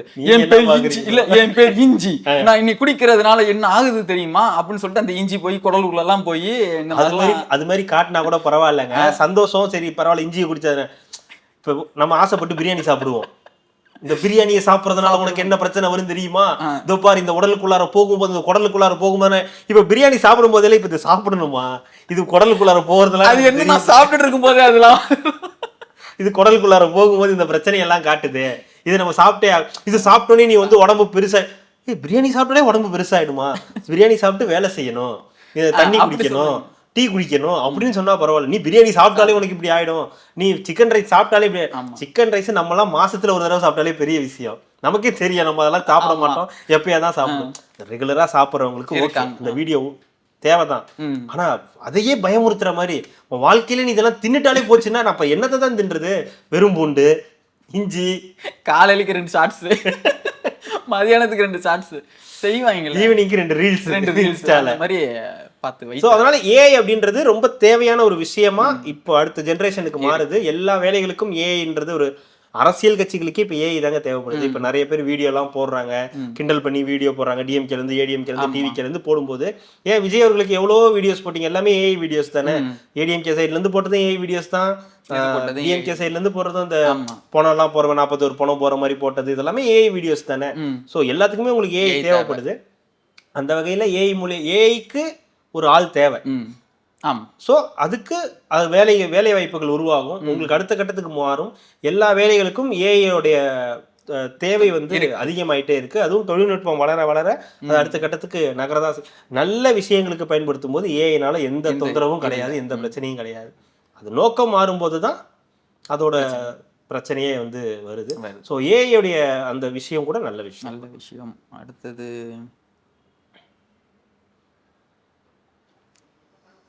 நிறைய விஷயம் என்னன்னா, விலைவாசி ஏத்தாம நான் இருக்கிறதுலே கடன் இருக்குது 4.5 கோடி. உலகத்திலேயே 10 லட்சம் கோடி கடனை 10 லட்சம் கோடி கடனை உருவாக்கி வச்சிருக்கீங்க. இந்த 5 வருஷத்துல மட்டும் 5 லட்சம் கோடி கடன் வாங்கியிருக்கீங்க சொல்றாரு. அவர் என்ன சொல்றாருன்னா, விலைவாசி ஏத்தாம விலைவாசி வரியை கூட்டாம நான் வந்து செய்யறேன்னு சொல்றாரு.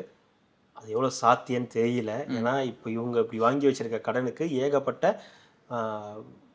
வட்டி அந்த மாதிரி விஷயங்கள் இருக்கு. ரெண்டாவது அந்த கடனெல்லாம் வந்து சமாளிக்கணும். அதுக்கப்புறம் இவங்க கவர்மெண்ட் ரன் பண்ணணும். இவரு சில ஸ்கீம்ஸ் சொல்லியிருக்காரு இல்லையா, அவங்களே இவங்க ஆட்சிக்கு வந்தா 2500 மாசம் கொடுக்குறேன்னு சொல்லியிருக்காரு. அந்த 1 லட்சம் ரூபாய் அந்த நகைக்கு அந்த கிராம் ஒரு சவரன் நகை, அதுக்கப்புறம் பிறக்கும் குழந்தைகளுக்கு மோதிரம், தாய்மாமன் திட்டம், நிறைய விஷயங்கள் இவருமே வந்து சொல்லியிருக்காரு. அப்ப இதெல்லாம் எப்படி சாத்தியப்படுத்த முடியும்னு பல கேள்விகள் இருக்கு. அதான் கரெக்ட் தான்.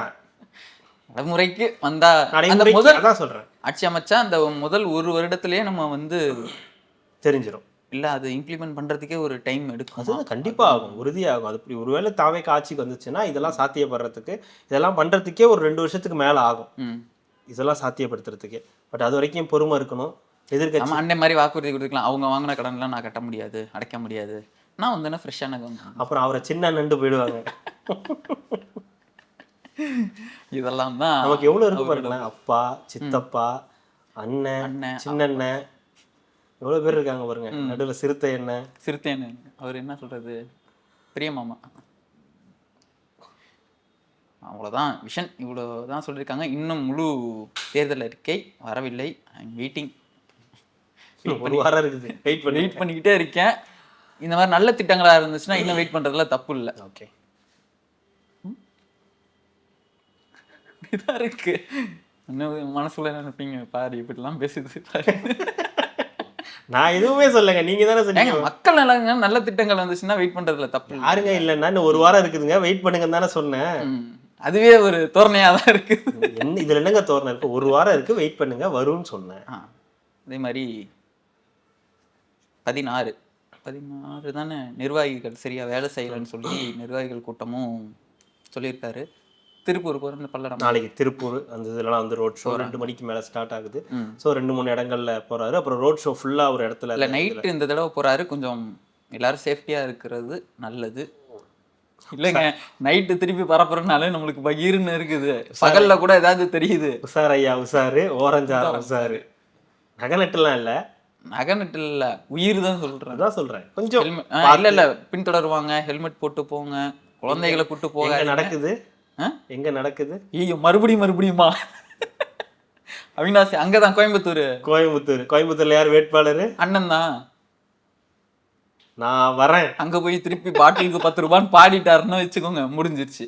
இங்க யாரு வேட்பாளர் தெரியுங்களா, இந்த அமைச்சர் என்ன பண்ணியிருக்காரு தெரியுமான்னா, இது ஒரு இதுவா இருக்கு. நாளைக்கு பார்ப்போம் அது நாளைக்கு என்ன மாதிரி சம்பவம் இது நடந்துடக்கூடாது. அது நைட்டுன்ற நடக்காது. கேர்ஃபுல்லா இல்ல இருக்கும். இப்ப கொஞ்சம் பயங்கர இதாயிட்டாங்க. கிரவுட் கிரவுடு அதிகமாயிடுச்சுன்னா போலீஸுமே இப்போ வந்து கொஞ்சம் தயாராயிட்டாங்க. இப்படி இருக்கும், இதெல்லாம் இப்படிதான் இருக்கணும் அப்படின்னு சொல்லி இப்போ அவங்க இப்போ கன்னியாகுமரியில, திருச்சியில எல்லாத்துலயுமே வந்து நல்லா தான் வந்து பண்ணியிருந்தாங்க. புதுச்சேரியிலயும் வந்து நல்லா இங்க இருந்தவங்க பண்ணியிருந்தாங்க. பண்ணாங்க, அங்க இருக்கிறவங்க பண்ணுவாங்களான்றதுதான். பண்ண வேண்டிய கட்டாயம் கண்டிப்பா இருக்கு. பண்ணுவாங்க, நம்புவோம்.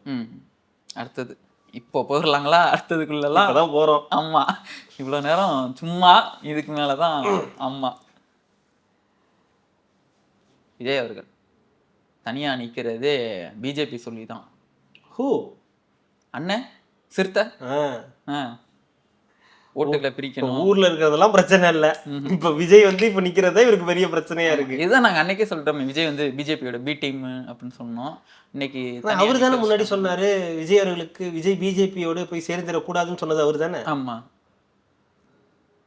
இது பிஜேபியோட போய் சேரக்கூடாதுன்னு சொன்னதே ஒருத்தர். ஆமா, இன்னைக்கு பிஜேபியோட பி டீம்னு சொல்றதும் ஒருத்தர். அவரே தானே. அவரே தான். என்ன ஒரு அழகான ஒரு இது, மறந்துடுவாரு போல. அப்போ சிறுத்தை வந்து சாந்தமான மோட்ல இருந்துச்சு, இப்போ சிறுத்தை ஆக்ரோஷமான மோடுக்கு மாறிடுச்சு.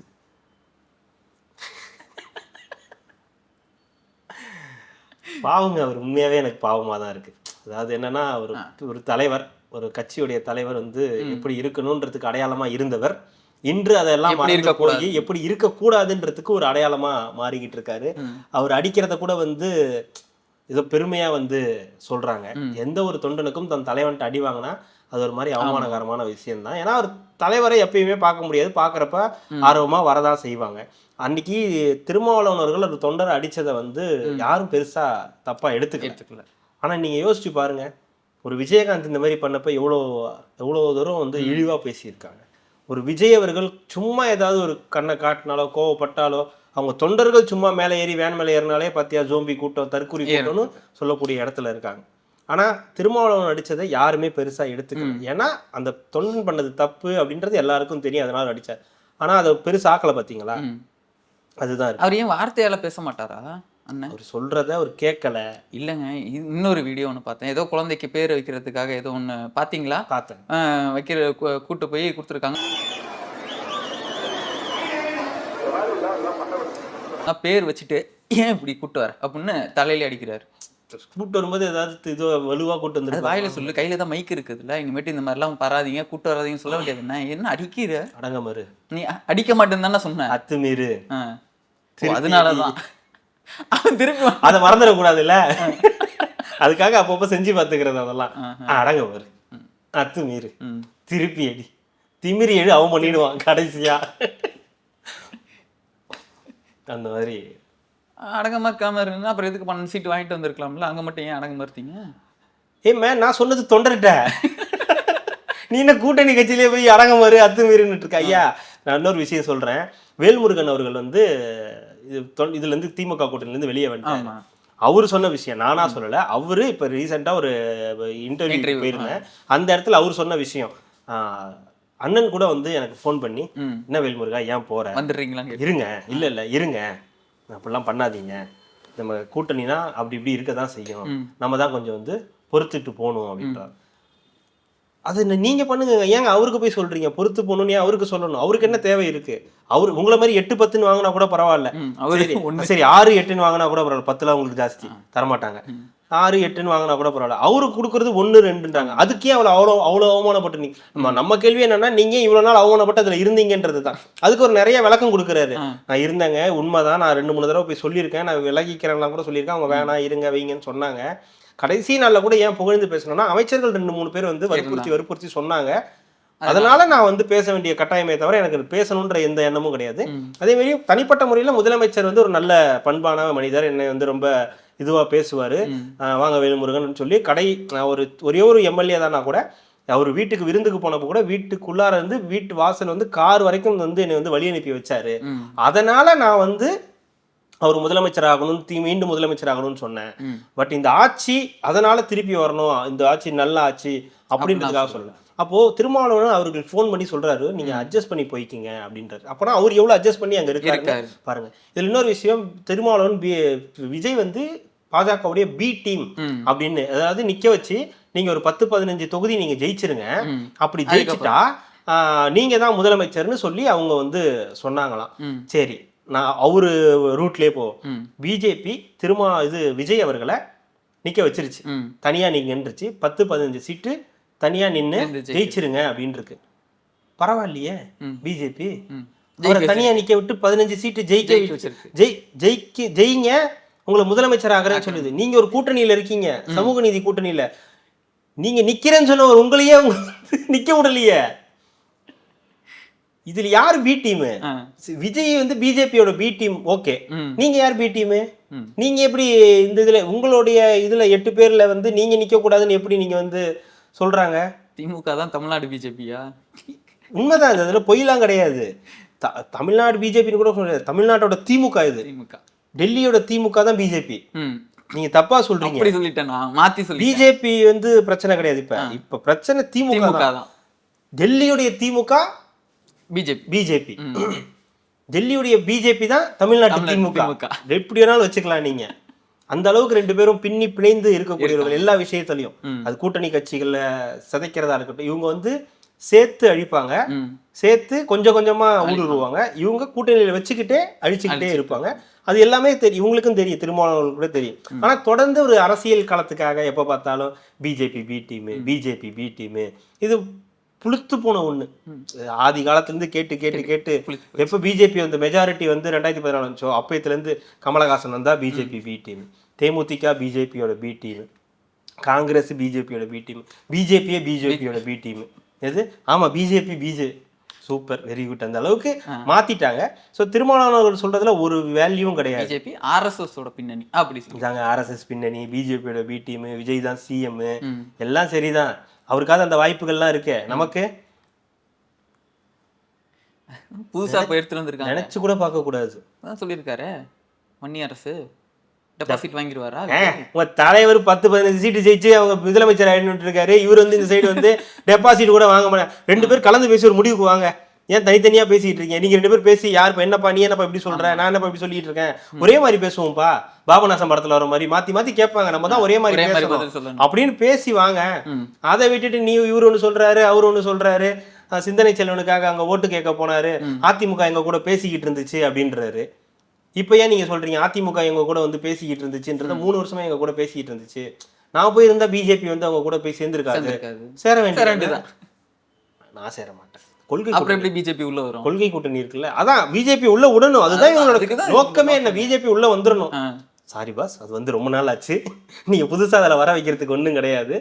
அதனால அது ஒன்று ஓடிக்கிட்டு இருக்கு. இது வழக்கம் தான். திருமாவளவர்கள் இப்போ சமீப காலத்தில் இது மாரி பேசுறதெல்லாம் ரொம்ப சகஜமான ஒரு விஷயமா போச்சு. அதனால அதை யாரும் இப்போ பெருசாக எடுத்துக்கிறது, ஓ இவரா, ரைட் தான், சரிங்க நீங்க பேசிட்டு போங்க அப்படின்றாங்க. அடுத்து ஜனநாயகன்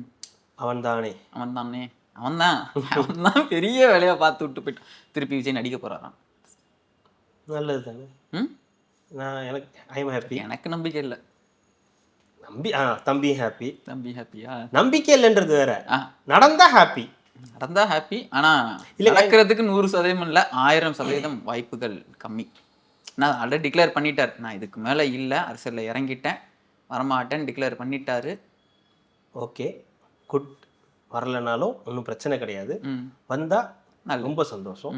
ஒரு இல்லைங்க, நான் என்ன கேட்குறேன், ஒருவேளை ஒரு ஆட்சி கீச்சி அமைச்சு அவர் முதலமைச்சர் ஆயிட்டாருன்னா அதுக்கு முடியாது, அது வாய்ப்புகள் கிடையாது. ஓகேங்களா? ஒருவேளை ஒரு எதிர்கட்சியா வந்தாருன்னா அப்போ வாய்ப்புகள் இருக்குல்ல, அப்போ அவரால் ஒரு படம் பண்ண முடியும்ல. அப்பயும் பண்ண மாட்டார். ஏன் பண்ண முடியாது? பண்ண மாட்டாருன்னு இல்லை, பண்ண வேண்டிய கட்டாயம் இருந்தா. இப்போ அந்த படம் ரிலீஸ் ஆயிடுச்சு, இப்போ ஒரு 300-400 கோடிக்கு மேல வசூல் எடுக்கக்கூடிய ஒரு படம் வந்து அது ஒரு பாதியா ஆச்சுன்னா கூட ஒரு 200 கோடி இல்லை 150 கோடி தான் ஆச்சுன்னா அது உங்களுக்கு நஷ்டம் தானே, அந்த ப்ரொடக்ஷனுக்கு நஷ்டம் தானே. அப்போ அந்த நஷ்டத்தை அவர் எப்படி ஈடுகட்டுவார்? அவருடைய பணமா கொடுக்கறத விட அவர் ஒரு படம் பண்ணி கொடுக்கலாம். நான் இந்த படத்துல உங்க ப்ரொடக்ஷனுக்கு இன்னொரு படம் பண்ணி கொடுக்குறேன், ஒரு 6 மாசத்துக்குள்ள ஷெட்யூல் உள்ளதான், 3 மாசத்துலேருந்து 6 மாசத்துக்குள்ள படம், அதுக்குள்ள நீங்க படத்தை முடிச்சிடணும்னு சொல்லி ஒரு அக்ரிமெண்ட் போட்டு ஒரு படம் பண்ணி கொடுத்தாருன்னா அது உங்களுக்கு நல்ல விஷயம் தானே. அவருக்கு இன்னும் மார்க்கெட் போகல. லால் சலாம் அந்த மாதிரி ஒரு கேமியோ பண்ணி கொடுக்குறேன், ரஜினி வந்த மாதிரி. லால் சலாம் மாதிரி அவர் பண்றதுக்கு அவர் இங்கே இருந்துடலாம், அரசியல்லே இருந்துடலாம், பண்ணாம அமைதியா இருந்துடலாம். ஏன்னா லால் சலாம் பண்ணீங்கன்னா உங்களுக்கு ஃபுட்டேஜ் இல்ல தொலைஞ்சிடும். இல்லைங்க, அந்த மாதிரி கேமியோ அதாங்க அந்த மாதிரி கன்றாவியை பண்றதுக்கு அவர் சும்மாவே இருந்துடலான்ற. நான் இங்கேயே இப்போ இந்த பாட்டெல்லாம் போடுறாருல, ஆமா அந்த அந்த மாதிரி. மாதிரி பாட்டு போட்டா கூட அவங்க ஃபேன்ஸுக்கு அந்த தொண்டர்களுக்கு சந்தோஷமா இருக்கும். அந்த கேமியோ வேண்டாம், அது கேமியோ கிடையாது, முதல்ல அதை புரிஞ்சுக்குங்க. அவர் தான் ஹீரோ அந்த படத்துல, நம்மளை ஏமாத்த பாக்குறானுங்க. சரி, கேவிஎன் ப்ரொடக்ஷனுக்கு வந்து தாவேக சர்வர் ஒரு 4 பிரச்சாரம் பண்ணும்போது நான் லைவ் உங்களுக்கு இது கொடுத்துட்றேன் அப்படின்னு சொல்லியிருக்கலாம். பிச்சை போடுறீங்களா இந்த கேவிஎனுக்கு எதுவும்? நீங்க தான் சொல்றீங்க இழப்பீடு எப்படி நஷ்ட ஈடு வந்து நீங்க இது பண்ணி கொடுப்பீங்க. அவங்களுடைய இழப்பீடுன்றது கோடிகள்லங்க. பல அதாவது அவருக்கு சம்பளம் ஒரு 250 கோடின்னு சொல்றாங்க. வித் ஜிஎஸ்டியோ வித்தவுட் ஜிஎஸ்டியோ சொல்லல, அது தெரியல. பிளஸ் அந்த படத்தோட ப்ரொடக்ஷன் வேல்யூ எல்லாம் சேர்த்து ஒரு அமௌண்ட் வருது. அப்ப அந்த படம் தியேட்டருக்கு வந்தா ஒரு 400, இப்போ விஜயோட கடைசி படம் வேற சொல்லிட்டாங்க. ஸோ சும்மாவே ஒரு 300-350 கோடி கலெக்ஷன் எடுக்கக்கூடிய ஒரு ஹீரோ, கடைசி படம் போது ஒரு 400-450 கோடி. அவருடைய லியோலாம் ஒரு 600 கோடி என்னமோ பண்ணுச்சு. அடுத்து வந்த வாரிசும் 300 கோடி பண்ணுச்சு. அதுக்கடுத்து வந்த படம் வந்து ஒரு 4 கோட் வந்து ஒரு 450 கோடி கிட்ட பண்ணுச்சுன்னா மினிமம் இந்த படத்துக்கு ஒரு 500 கோடின்னு வச்சுங்களேன் டார்கெட்டு. ஒரு 200 கோடி ரூபா லாபம் கிட்டன்ற மாதிரி எதிர்பார்த்துருப்பாங்க. ஸோ இப்போ அது நடக்கல. இப்போ ஒரு 200 கோடி தான், இப்போ படமே ரிலீஸ் பண்ணா கூட ஒரு 150-200 கோடி தான் வரும். அப்படின்னும் போது அப்போ அந்த படத்துக்கு ஒரு ரீப்ளேஸ்மெண்ட்டாக இன்னொரு படம் பண்ணி கொடுக்கறதுல தப்பு கிடையாது. அது இல்லாமல் இது வந்து செய்திகளில் வந்தது தான், இது உறுதியானதாக கூட தெரியாது. வந்தால் எல்லாருமே ஹாப்பி தான், யாருமே வந்து அதெல்லாம் வந்து தடுக்க மாட்டாங்க. ஒரு சில பேரை தவிர அதை வந்து சொல்லுவாங்க. அவங்களும் இந்த இன்டர்நெட்ல வந்த படத்தை பார்த்துட்டு அதையே வந்து ரிவ்யூவா போட்டு யூடியூபர் தான் பேசுறாங்க. எங்கெல்லாம் என்ன சொல்றது சொல்லுவோம் இருக்குது. இனிமேதான் சொல்றதுக்கே நிறைய. அவங்க தலைவர் நடிச்சிருக்காரு. ஆமா, அதை பத்தி பேசுறதுக்கு சரி, அதெல்லாம் ஒரு நடிப்பு, நீ அவன் கண்ட்ரோல் எடுத்துக்க மாட்டான், நீ எதாவது நடிச்சிட்டு போ அப்படின்னு விட்டுட்டு இருப்பாங்க. அதுலயும் ஏதோ பைத்தியம் மாதிரி காட்டியிருக்காங்கன்னு நினைக்கிறேன். இல்லையா? அது என்ன மாதிரி காட்டு.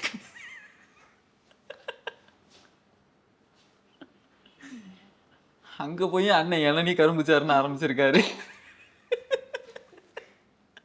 நல்லது சொன்னா உங்களுக்கு தான் பிடிக்காது அப்படின்பீங்க.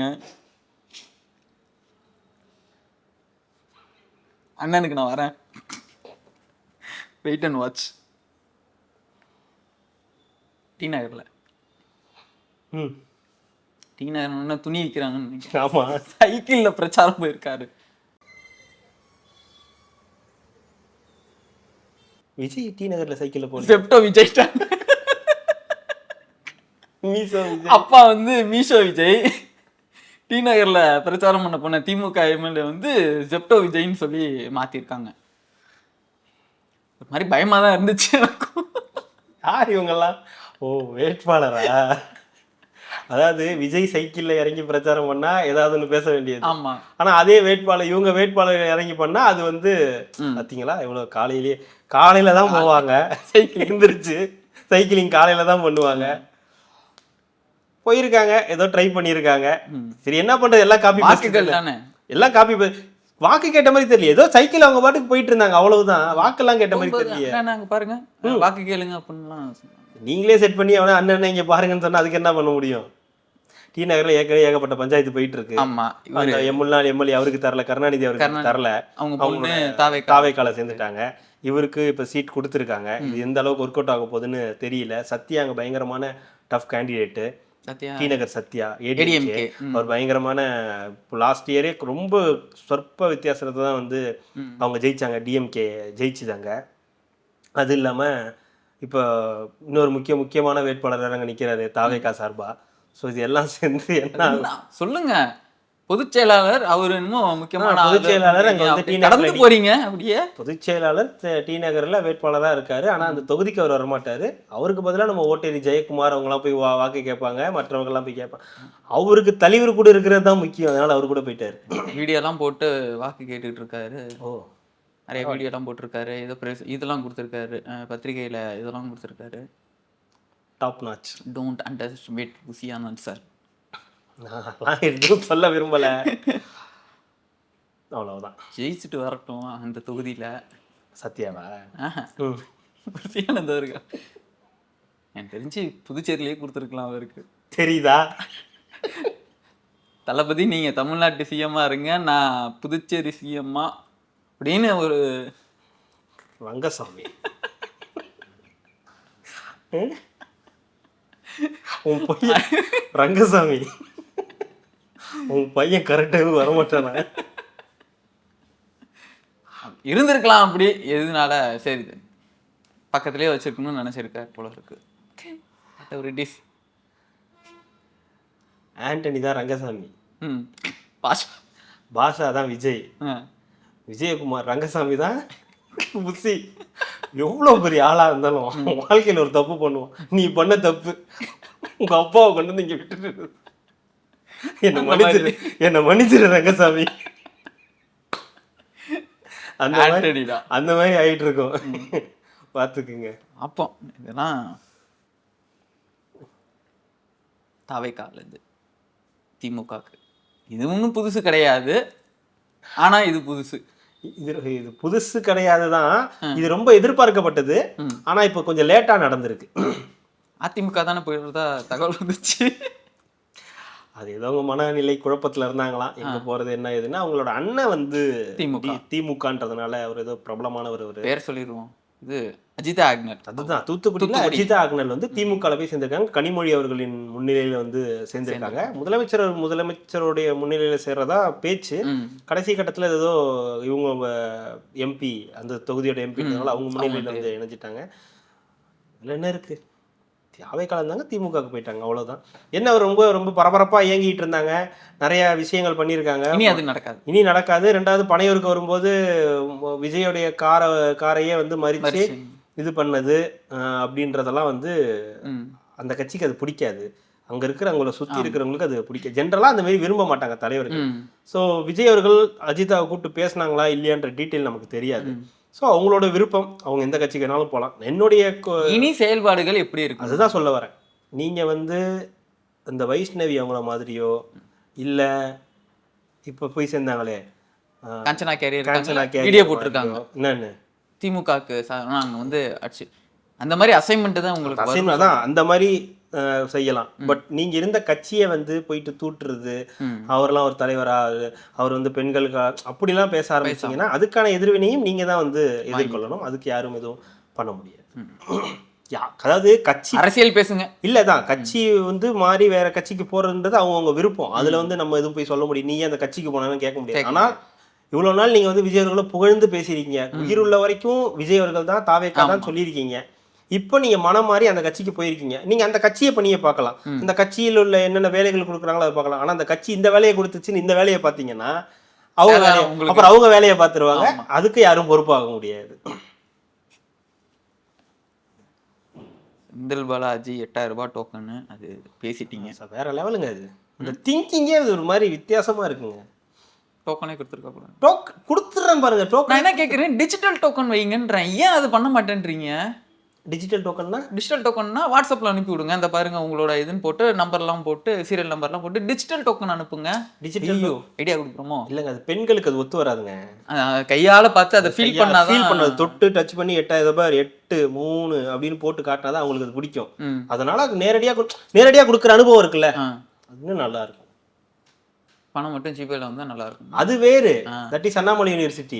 அதுக்கு இதுக்கு சம்பந்தம் கிடையாது. நீங்களாம் நோட்டை கையில பார்த்து தொடுறதுக்கே வந்து ரொம்ப பெரிய இதா இருக்குங்க. எல்லாமே ஜிருந்தாலே தொடுறதுக்கு எல்லாம் அப்படி கண்ணுக்கே தெரியல, ஏதோ ஒன்று இருக்குது, வருது போகுது தாண்டி அது கையில கூட கையில பர்ஸ்லயோ நீங்க பாக்கெட்லயோ வச்சிருந்தீங்கன்னா எவ்வளவு வச்சிருக்கீங்கன்னு உங்களுக்கு தெரியும். இப்போ ஒரு 500 ரூபாய் 1000 ரூபாய் சில்லறை வச்சிருக்கீங்கன்னா ஒரு 2 200 நோட்டு இருக்கு, 100 ரூபா நோட்டு இருக்கு, நம்மளால கணிக்க முடியும். இது உள்ளார இருக்குதா 303 ரூபா புள்ளி 49 பைசான்னு காட்டுதா, இதை ஃபீல் பண்ண முடியல. என்ன 300 ரூபா இருக்கு எனக்கு என்ன தெரியுமா, அந்த மாதிரிலாம் பார்க்கும்போது 301 கருமம் எதுக்கு அதுவும் இருக்குது, ஏதோ ஒரு ஸ்கேனர் கொடுங்கடா, ஸ்கேன் பண்ணி அதையும் முடிச்சு விட்டுறேன். அப்படிதான் நீங்க தான் ஆன்லைன்ல வாங்கிக்கிட்டே இருக்கீங்களே எதையாவது. அந்த அளவுக்குலாம் ஒன்றும் வாங்கலைங்க.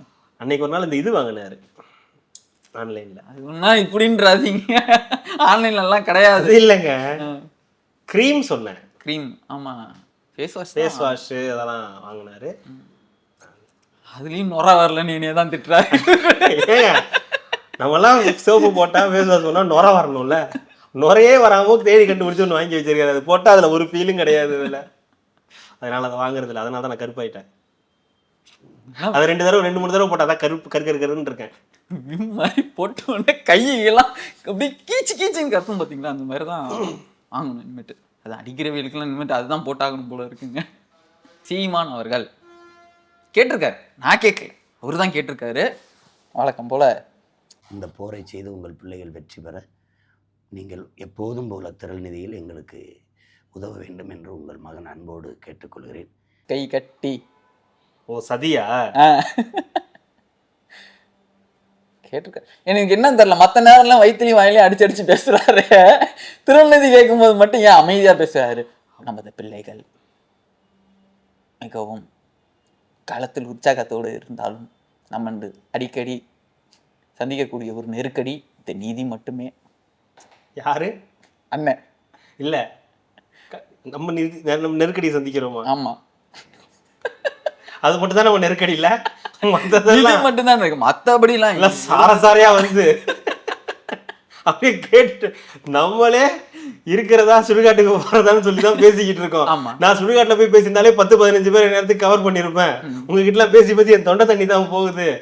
இப்போ 2031லயும் நான் தனிச்சுதான் போட்டி. 71 ஆனாலும் நீங்க தனிச்சுதான் போட்டி போட போறீங்க, சரிங்களா? அதுல எந்த மாற்று கருத்தும் கிடையாது. நீங்க யாரோடையும் ஒட்ட போறதும் கிடையாது. உங்களுடைய கொள்கை வேறு, கோட்பாடு வேறு, சித்தாந்தம் வேறு, இது எல்லாமே வேறு. அதனால நீங்க இவங்களோட சேர முடியாது. அவங்க உங்களை சேர்த்துக்கிறதா சொன்னாலும் நீங்க ஏத்துக்க மாட்டீங்க. எல்லா ஆப்பர்ச்சுனிட்டியும் கொடுப்பாங்க. நீங்க தமிழ் தேசியம் பேசுங்க, எல்லாம் பண்ணுங்க, அதெல்லாம் செய்யலாம். ஒரு 30 தொகுதி தரோம், நீங்க நில்லுங்க, அதுல ஒரு 10-15 பேர் ஜெயிச்சு, அது வேண்டாம், அது நமக்கு ஆகாது. க்ரௌடே நமக்கு அண்டாதுன்ற மாதிரி இந்த ஜெயிக்கிறது. அதனால அது எங்க கூட வச்சுக்காதீங்க. அதுக்கு நாங்க தனியா ஒண்ணு பண்ணிக்கிறோம், அது நீங்க விட்டுருங்க அப்படின்றது. இதுக்கு பதில் சொல்லுங்க. அண்ணன் ஏன் திரள்நிதி கேட்கும்போது மட்டும் அமைதியாகிறாரு, வெள்ளை சட்டை போட்டுக்கிறாரு, போட்டு வச்சுக்கிறாரு? ஏன் அது எனக்கு திரள்நிதி கேட்கும்போது திமிருத்தனம் பண்ணக்கூடாது. ஏன்னா பணம் கொடுக்குறவங்க திமிரா கொடுக்க மாட்டாங்க. நாம் பிரபாகரன் பிள்ளை, அதனாலதான் கொடுக்குறாங்க.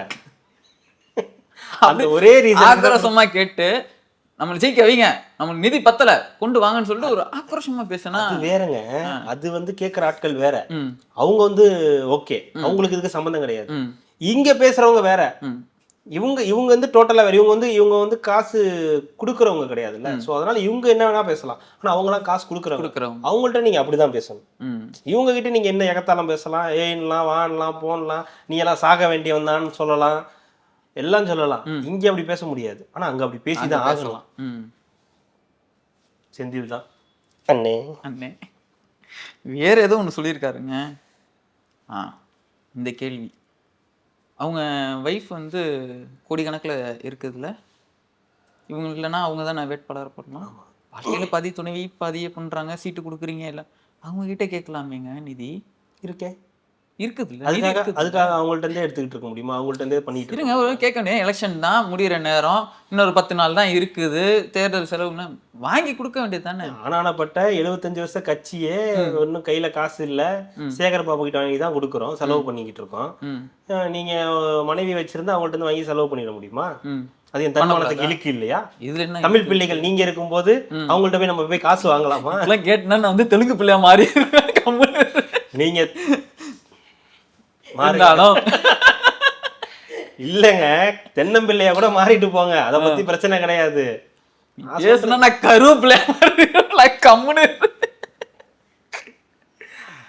பிரச்சனை இங்க அது இல்ல. ஏன் வாங்கி நீங்க வந்து கட்சிக்கு அது இப்படிதாங்க பண்ணணும். கட்சினா இப்படிதாங்க நடத்தணும். இப்ப பாருங்க, ஒரு பெரிய கட்சி ஒண்ணு இது வாங்கினாங்க, வேட்புமனு எல்லாம் விருப்ப மனு எல்லாம் வாங்கினாங்க. 50 பேரோ 60 பேரோ கொடுத்தாங்க. 25 பேர் வேணான்ட்டானுங்க. ஏன்னா அவங்களுக்கு தெரியாது வராது. அப்ப அதை போய் ஏன் கேட்டுக்கிட்டு வளர்ச்சி நிதியா வச்சீங்க? அதான் கட்சியே வளரலையா? அதான் வளர்ச்சி நிதியா வச்சு இனிமே கட்சியை வளர்க்க பாருங்க. அதான் மையம் பண்ணிட்டாங்க.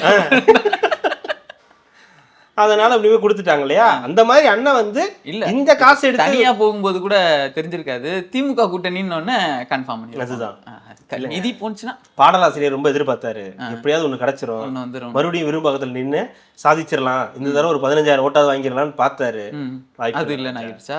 அப்படி முடியாது, போயிட்டு வாங்க, நாங்க ஏற்கனவே கொடுத்தவருக்கே கொடுத்துக்கிறோம், நீங்க பார்த்து பண்ணிக்கிங்க, நீங்க போய் மறுபடியும் பாட்டு எழுத ஆரம்பிங்க அப்படின்னு சொல்லி அனுப்பிச்சு விட்டாங்க. இல்லைன்னா மக்கள் நீதி மையத்துக்கு ஏதாவது நல்ல பாட்டு இருந்தா, இறுதி பாட்டு ஏதாவது இருந்தா எழுதி வைங்க.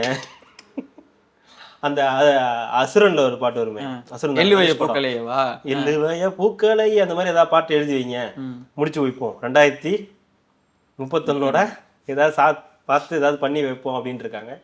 எழுதிட்டு இருக்காரா, இப்பதான் உட்காந்து எழுதி ஆரம்பிச்சிருக்காராம். அனிருத் மியூசிக்கா? ஜிவி பிரகாஷ் அவர் தான் ஃபீலிங்கா போடுவார். அனிருத் வந்து வேற மாதிரி ஏதாவது போட்டு விட்டுருவோம். தெரில அண்ணன் என்னன்னு தெரில. இயேசுநாதர் ஒரு சிலுவையை சொன்ன மாதிரி அண்ணன் ஒரு ஏற்கலப்பைய சுமந்துக்கிட்டு இருக்காரு. இடுமாவன கார்த்தி அவரு கூட ஏதோ பல வழிகளை தாங்கின்னு சொல்லிட்டு ஏதோ மாட்டு வண்டியில போய் பிரச்சாரத்துக்கு எங்கேயோ போயிருக்காருன்னு நினைக்கிறேன். ஏற்கலப்பைய தூக்குன மாதிரியே. பண்ணுங்கப்பா, உங்களால என்ன முடியுமோ பண்ணுங்க. எது காமெடியா? எது வேணாலும் பண்ணுங்க. என்னங்க வேலை? ஆ. காலையில 7 மணி 8 மணிக்கு ஸ்டார்ட் பண்ணுவாங்க, இல்ல 9 மணிக்கு ஸ்டார்ட் பண்ணுவாங்க. 11 மணி பிரச்சாரமா? ஆமா பிரச்சாரம். அதுக்கு மேல இப்ப வெயில் அடிக்க ஆரம்பிச்சிடும், போயிடுவாங்க. அதுக்கப்புறம் வீட்டுல உட்காந்து இந்த ஆபீஸ்ல உட்காந்து பனிமனை போட்டிருப்பாங்களே, அங்க உட்காந்து கல்லு குடிச்சுக்கிட்டு, அது அவங்களதுல குடிப்பாங்க இயல்பா உண்டுல, கல்லு குடிச்சுக்கிட்டு, ஏய் நீ எல்லாம் ஒரு மனுஷனாடா, சி உன்னையெல்லாம் பார்க்கவே அருவருப்பா இருக்கிற அப்படின்னு விஜய்க்கு அகைன்ஸ்டா ஒரு 4 ட்வீட்டை போட்டுட்டு, அப்புறம் அதை பார்த்து சந்தோஷப்பட்டுக்கிட்டு வேற உலகத்துக்கு போயிட்டு, அதுக்கப்புறம் திருப்பி ஒரு 4-5 மணிக்கா வந்து மறுபடியும் வந்து ஆரம்பிச்சு பேக்கரி கிட்ட அங்க போய் நிக்கிறது, இந்த மெயின் ரோட்லயே எங்க கூட்டம் இருக்காதோ அங்க போய் நின்று பேசிட்டு வந்துடுறது. இந்த மாதிரி இருக்கு. இதனால ஒன்றும் 4 பேர் கேட்டு ஓட்டு ஆனால் உண்மையே சொல்லுங்க, அவங்களால யாருக்கும் எந்த டிஸ்டர்பன்ஸும் கிடையாது. அவங்க பாட்டுக்கு வராங்க, அவங்க பாட்டுக்கு வருவாங்க, அவங்க பாட்டுக்கு பேசுவாங்க, அவங்க பாட்டுக்கு போயிடுவாங்க. உங்களை எந்த டிஸ்டர்பன்ஸும் பண்ண மாட்டாங்க. கேட்கறதுனா நீங்க கேட்கலாம், இல்லைன்னா நீங்க பாட்டுக்கு போகலாம். ஒருத்தர் கூட நீங்க போகும்போது மட்டும்தான் பிரச்சனை. அவர் மட்டும்தான் பேசலைன்னா கடுப்பாவாரு. உனக்காக தான்டா பேசிக்கிட்டு இருக்கேன், திரும்பிட்டு நிக்கிறியாடா அப்படின்னு. மற்றவங்களும் அது கூட கேட்க மாட்டாங்க, போயிடுவாங்க. ஏன்னா இப்ப அவங்களோட பிரச்சனையே விஜய் தானே. இப்ப எப்படி திருமாவளவன் அவர்களுக்கு விஜய் ஒரு பிரச்சனையோ, ஸ்டாலின் அவர்களுக்கு விஜய் ஒரு பிரச்சனையோ, இவங்க டீமுக்கே விஜய் மட்டும்தான் பிரச்சனை. யாரும் பிரச்சனையே கிடையாது. இவங்களுக்கு தமிழ்நாட்டோட பிரச்சனைகள்லாம் பிரச்சனை கிடையாது. விஜய் தான் பெரிய பிரச்சனை. விஜய் மாதிரி ஒரு தள்ள அரசியலுக்கே வந்துடக்கூடாது அப்படின்றது. அப்புறம் இவ்வளவு பேரை தற்கொலையா மாத்தி கூட்டிட்டு போறாருல, அப்புறம் பிரச்சனை இருக்காது. யாரு இவங்க அவர்கிட்ட இருந்து மீட் எடுக்கணும்ல இவரு? ஆமா, பெரிய இயேசுநாதர் இவங்கெல்லாம் மீட் எடுப்பார். இவங்கெல்லாம் உங்களை முதல்ல மீட் எடுக்க முதல்ல இந்த 8 கம்மி பண்ணி முடியாம ஏதாவது பண்ணிக்க முடியும்னா பண்ணிக்கங்க இந்த தடவை, அவ்வளவுதான். ஜெயிக்க போறாங்கன்னு தெரியல, அது வேற. எத்தனை ஜெயிப்பாங்க யாரு? 8 இவரு சொல்றீங்களா, அண்ணன் சொல்றீங்களா? 8 எனக்கு அவரு போயிட்டாரு, சிறுத்தை ஞாபகம் வந்துருச்சு. என்ன சகல விளையாடுறியா நீ? உள்ள விட்டு அந்த குத்துறா. ஏன்னு ஒரு வார்த்தை கேட்கல. சாயாடி எல்லாம் பேய். இந்த தடவை 8 இல்ல, இவருக்கு அண்ணனுக்கு 8 வராது. 8% வராதுன்றீங்களா? நாம் தமிழர்ல இருக்கிறவங்களே ஒத்துக்கிற, மனசார ஒத்துக்கிற, சப்போர்ட் பண்றவங்களே 2. சரி, எவ்வளவு நீங்க எதிர்பார்க்குறீங்க? 2. அவங்க இருக்கிறவங்க சொன்னது 2 சொன்னாங்க. அண்ணனும் தம்பிகளும் மட்டும்தான் இருப்பாங்கன்னு நினைக்கிறேன் நான். அந்த அத்தனை பேருமே அந்த ஒரு நபரை தான் சேரும். யூடியூபர் தான் அவரால் என்ன முடியுமோ அதை அழகா பண்ணிட்டு இருக்காரு. அவருடைய பணி தொடரணும். இன்னும் ஒரு வாரம் இருக்கு இல்லையா, தொடர்ந்தா நல்லா இருக்கும். அப்பதான் சீக்கிரம் கடையை முட்டு போக முடியும். அவன் இப்போ வாரானா இல்ல போறானான்னு பாரு. அவன் வரானா இன்னில நம்ம அவனுக்கு அடிமை, போறானா அவன் நமக்கு அடிமை. போயிட்டு இருக்கு. திமுகலேருந்து ஒரு சிறந்த பேச்சாளர் மதிவதனியா, நாட்டை ஆள்றதுக்கு டான்ஸ் ஆடுறவன்கிட்ட கொடுக்கணும்னா நீங்க வந்து நாட்டை வந்து பிரபுதேவாட்ட கொடுத்துருங்க, ஆளை கொடுத்துருங்க அப்படின்னு ரொம்ப ஃபயரி ஸ்பீச்சா பேசியிருக்காங்க. அப்போ கூட தெலுங்கானா பார்த்து தான் கொடுப்பீங்க.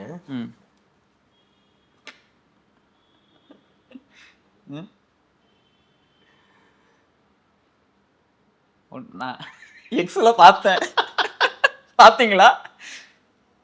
உதயநிதி நான் கெத்து காட்டல, சீனிக்குன்னு போனா நல்லா தான் ஆடி இருந்தாரு. இந்த கேப் போட்டுக்கணும் நாடு. ஆமா. சரி நல்லா தான் ஆடி இருந்தாலும் ஒரு ரியாக்ஷனை பார்த்தீங்களா இல்லையா? இல்லைங்க, அவங்களோட பிரச்சனையே என்னன்னாங்க, எல்லாருக்குமே நான் இதுவாக சொல்றேன், விஜய் தான் பிரச்சனை. விஜய் தான் எது பண்ணாலும் பிரச்சனை.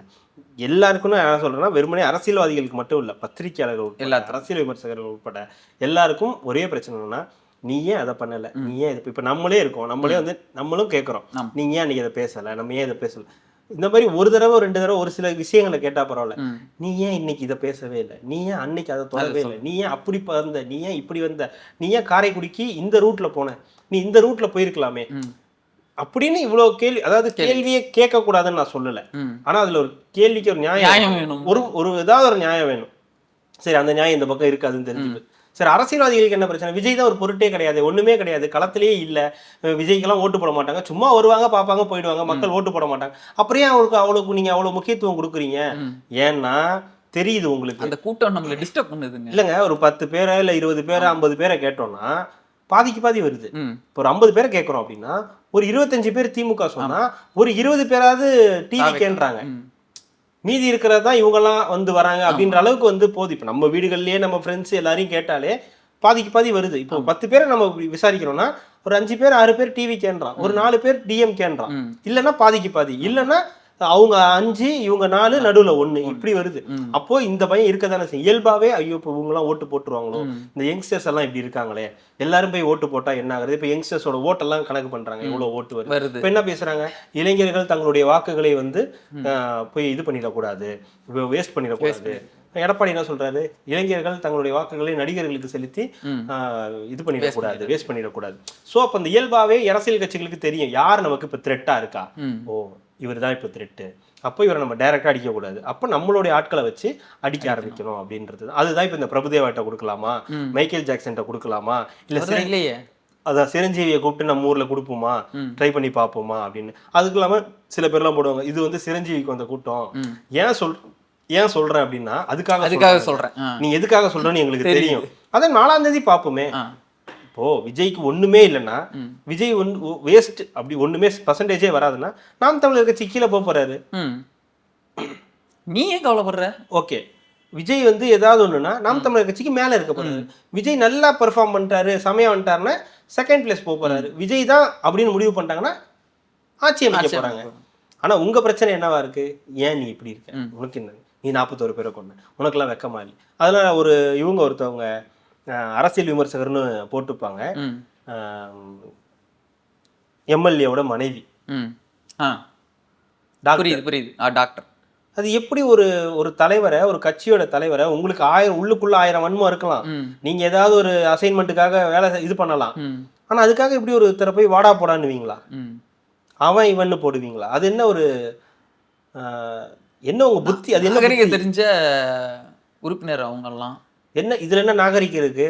இது நாகரிகமா? உங்களுக்கு இது மாதிரி சொன்னா ஒத்துப்பீங்களா? நீங்க ஏதோ ஒன்று பண்ணிருக்கீங்க, ஏதோ ஒரு விஷயம் உங்களுக்கு எங்களுக்கு பிடிக்கலன்றதுக்காக அவ இவன்னு சொல்ல முடியுமா? நம்ம பேசுறோம், சீமான் அவர்களை பத்தி பேசுறோம், நம்ம என்ன தப்பாவா பேசுறோம்? அண்ணன் அவர் அவ்வளவுதான் பேசுவோம் இல்லைங்க. நீங்க எது சொல்றதா இருந்தாலும் ஒரு கிண்டல் கேலியோட சொல்றீங்க. எல்லாரையும் விமர்சிக்கிறதுக்கு உரிமை இருக்கு. ஒரு மீடியா தளத்துல இருக்கும்போது எல்லாரையும் விமர்சிக்கிறோம். ஆனா அதுக்கு ஒரு மரியாதை இருக்குல்ல. என்ன இருந்தாலும் அவர் வந்து ஒரு கட்சியோட தலைவர் இல்லையா? அப்போ இந்த கட்சியோட தலைவர்ன்றதை தாண்டி அவருக்கு இப்பவே இவ்வளவு செல்வாக்கு இருக்கு, மக்கள் செல்வாக்கு இருக்கு, இப்பவே ஒரு 3ஆவது இடத்துக்கு ரெடி ஆகி தான் வந்திருக்காரு.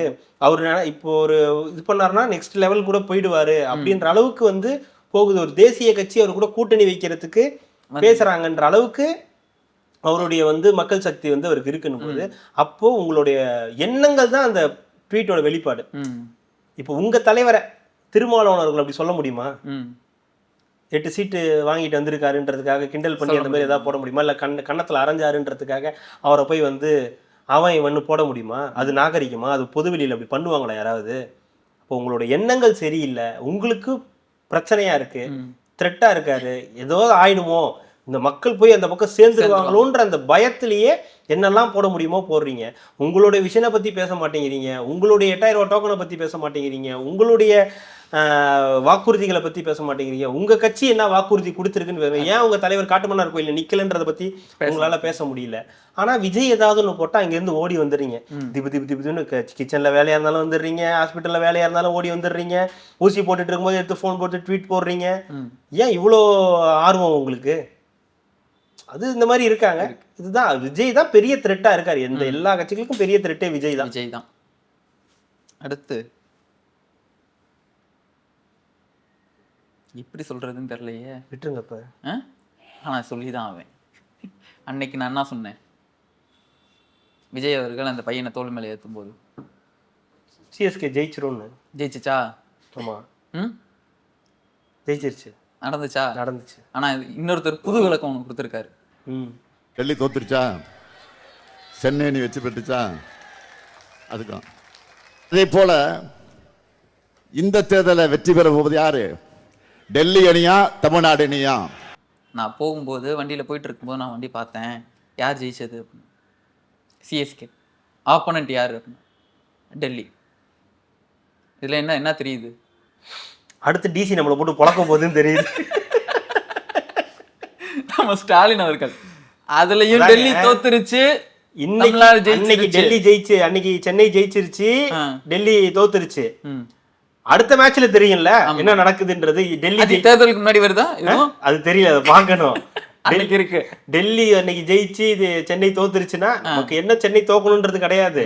இதெல்லாம் மேட்ச் தானே. இதுல நீங்க என்ன சென்னை, டெல்லி, பஞ்சாப், இங்கேயே நிறைய மும்பை ஃபேன்ஸ் இருக்காங்க, இங்கேயே நிறைய ஆர்சிபிக்கு ஃபேன்ஸ் இருக்காங்க.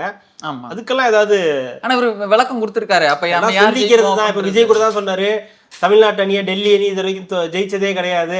அவர் என்ன சொன்னாருன்னு இது வரைக்கும் யாருக்கும் புரியல. எந்த டெல்லி அணியை சொன்னாரு? ரஞ்சி டிராபியை பத்தி பேசுறாரா, ஐபிஎல் பத்தி பேசுறாரானே நமக்கு தெரியல. அதெல்லாம் நம்ம கடந்து போல. அது மாதிரி இதையும் கடந்து போங்க. எப்படி முடியும்? தொண்டர்கள்லாம் ஆரவாரம் பண்ணாங்க. யாரும் பண்ணலைங்க, நீங்க வேற. அதெல்லாம் ஒருத்தர் கூட பண்ணல. டெல்லி சென்னை ஜெயிச்சு விட்டது. ஓகே ஓகே, அதான் இவருதான் காரணம். யாரு? சாம்சங் தானே. சாம்சங் காரணமா? ஸ்டாலின் காரணம்ன்ற சாம்சங் காரணம். ஜெயிச்சதுக்கும் சாம்சங்குக்கு என்ன இது? சென்னைக்கோ இவர் ஜெயிச்சது என்னங்க காரணம்? ஊக்குவிக்க வகையில ஏதாவது சொல்லிருக்கலாம். பாக்க வைக்கிறாரெல்லாம் பேசாதீங்க. ஏதாவது அட்வைஸ். சஞ்சு சாம்சன் ஜெயிச்சுட்டு சொன்னது என்ன தெரியுமா?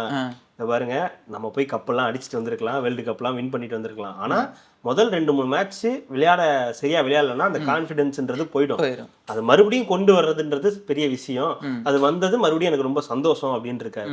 சரிங்களா? அதோட முடிஞ்சு போச்சு. அந்த கான்ஃபிடன்ட் யார் கொடுத்தது? அந்த திராவிட மாடல் கொடுத்துச்சா? எப்படி? அது அப்படிதான் ஏத்துனீங்களா? சஞ்சய் சாம்சன் உடம்பு தெரியல, இந்த கான்ஃபிடென்ட் கொஞ்சம் ஏத்துங்கன்னு கொண்டு போய் ஏத்திட்டு வந்தீங்களா? 2 பாட்டில் திராவிடம் இது ட்ரிப்ஸ் ஏத்தி இருப்பாங்க. அது சேட்டன். அதெல்லாம் பினராயி விஜயன் கொடுத்து விட்டது. உங்களுக்கு கொடுக்கல. நீங்க எப்படி இங்கேயோ அத மாதிரி அவங்க அங்க. சரிங்களா? அது மாதிரிலாம் இல்ல. சிஎஸ்கே மேட்ச் வேற, உங்க பிரச்சனை வேற. அதையும் இதையும் மிங்கிள் பண்ணாதீங்க. நாளைக்கே டிசி ஜெயிச்சிரும். இழுத்து போட்டு அடிச்சதுன்னா என்ன ஆகும் யோசிச்சு பாருங்க. எல்லாரும் கேள்வி கேட்பாங்க. ஆமா, இப்ப பாத்தீங்கன்னா சொன்னீங்களே செஞ்சீங்களா அப்படின்னு கேட்பாங்க. உங்களால சென்னை தோத்துருச்சே. இப்ப எனக்கு அந்த கவலை வேற. இவரால இப்ப அடுத்தது சென்னை ஜெயிக்குமா தோக்குமா? இனிமே சென்னைக்கு கொஞ்சம் இருக்கும். அப்ஸ் தான். நான் சொல்லட்டா ஏன்னு? இப்பதான் விசில் அடிக்க ஆரம்பிச்சிருக்காங்க. ஆமா, சேப்பாக்கத்துல விசில்லாம் வந்துச்சு. இப்பெல்லாம் அந்த கட்டுப்பாடுலாம் கிடையாது இல்லைன்னு நினைக்கிறேன். இதுக்கு மட்டும்தான் எலெக்ஷன் கமிஷன் கையில இங்க வந்துச்சுன்னா விசிலுக்குலாம் அலௌடு, இல்லைன்னா அலௌடு கிடையாது. சென்னை தான் விசில் புரட்சி பண்ண போகுது. பண்ண வேண்டி இருக்கு. பிரிவி சண்டா அப்படி. ஆமா, வந்து டாப்ல அடிச்சா அப்படியா? இல்ல, இறங்கல, பெருசா இது ஆகல. அவுட்டா? இல்ல பெரிய இது இறங்கவே இல்லை. அதுக்கு முன்னாடியே சேட்டா தான் 115 அடிச்சுட்டாரு. அதுக்கப்புறம் டூபே இறக்கி விட்டாங்க. ஆமா, அடிச்சாருங்க தூபே. 10 ரன்னா 20 ரன்னா, அது ஏதோ ஒன்று 2 6 என்னமோ. உனக்கு அவ்வளோதானே தெரியும். அந்த கால் நகர இல்ல அங்கேயே நின்று அப்படியே அடிக்க முடியும்னா அடிச்சுட்டு போயிட்டே இருப்பேன். அதான் தூபையோட. நேற்று நல்லா இருந்தது மேட்ச். சிஎஸ்சி ஆர்சிபி வர்சஸ் எம்ஐயா. ஆமா, கிளைமேக்ஸ் நல்லா இருந்துச்சு. விருத்துட்டேன். ஆனா நான் அந்த மேட்ச் பார்த்தேன். ஏதோ ஒரு மேட்ச் அதுக்கு முன்னாடி டேவிட் மில்லர் அவர் ஏதோ ஒரு மேட்ச் கடைசி பால்ல வந்து 2 பாலுக்கு 2 ரன் அடிக்க ஒழுங்கா ஓடி இருக்கலாம். குல்தீப் யாதவ் அந்த பக்கம் போயிருந்தா கூட ஒரு ரன் அடிச்சிருப்பான் போல. நான் அடிக்கிறேன் பாரு அப்படின்னு ஹார்திக் பாண்டியா மாதிரி நின்றுட்டு வின்னிங் ஷாட் அடிக்கலாம்னு பார்த்துருப்பாரு. ஜஸ்ட் மிஸ் ஆயிருச்சு. அவனுக்கு அடிச்சு போயிட்டானுங்க. விட்டது மேட்சா இல்லை கேட்சா அப்படின்றது தான் நடந்துச்சு. ஓகே, ஐபிஎல் ஒரு பக்கம் போயிட்டு இருக்கு, பார்ப்போம்.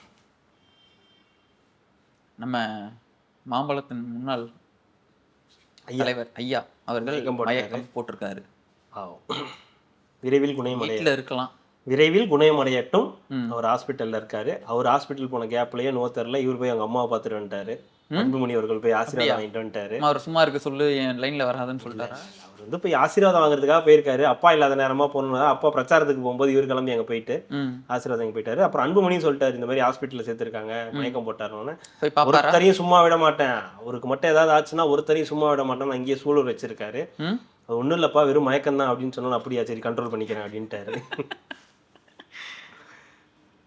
சேகர் பாபு அவர்களோட மகன் மகன்கள். ஆமா, 2 பேரோட இதுலயும் வருமான வரி சோதனை வந்து நடக்கும்.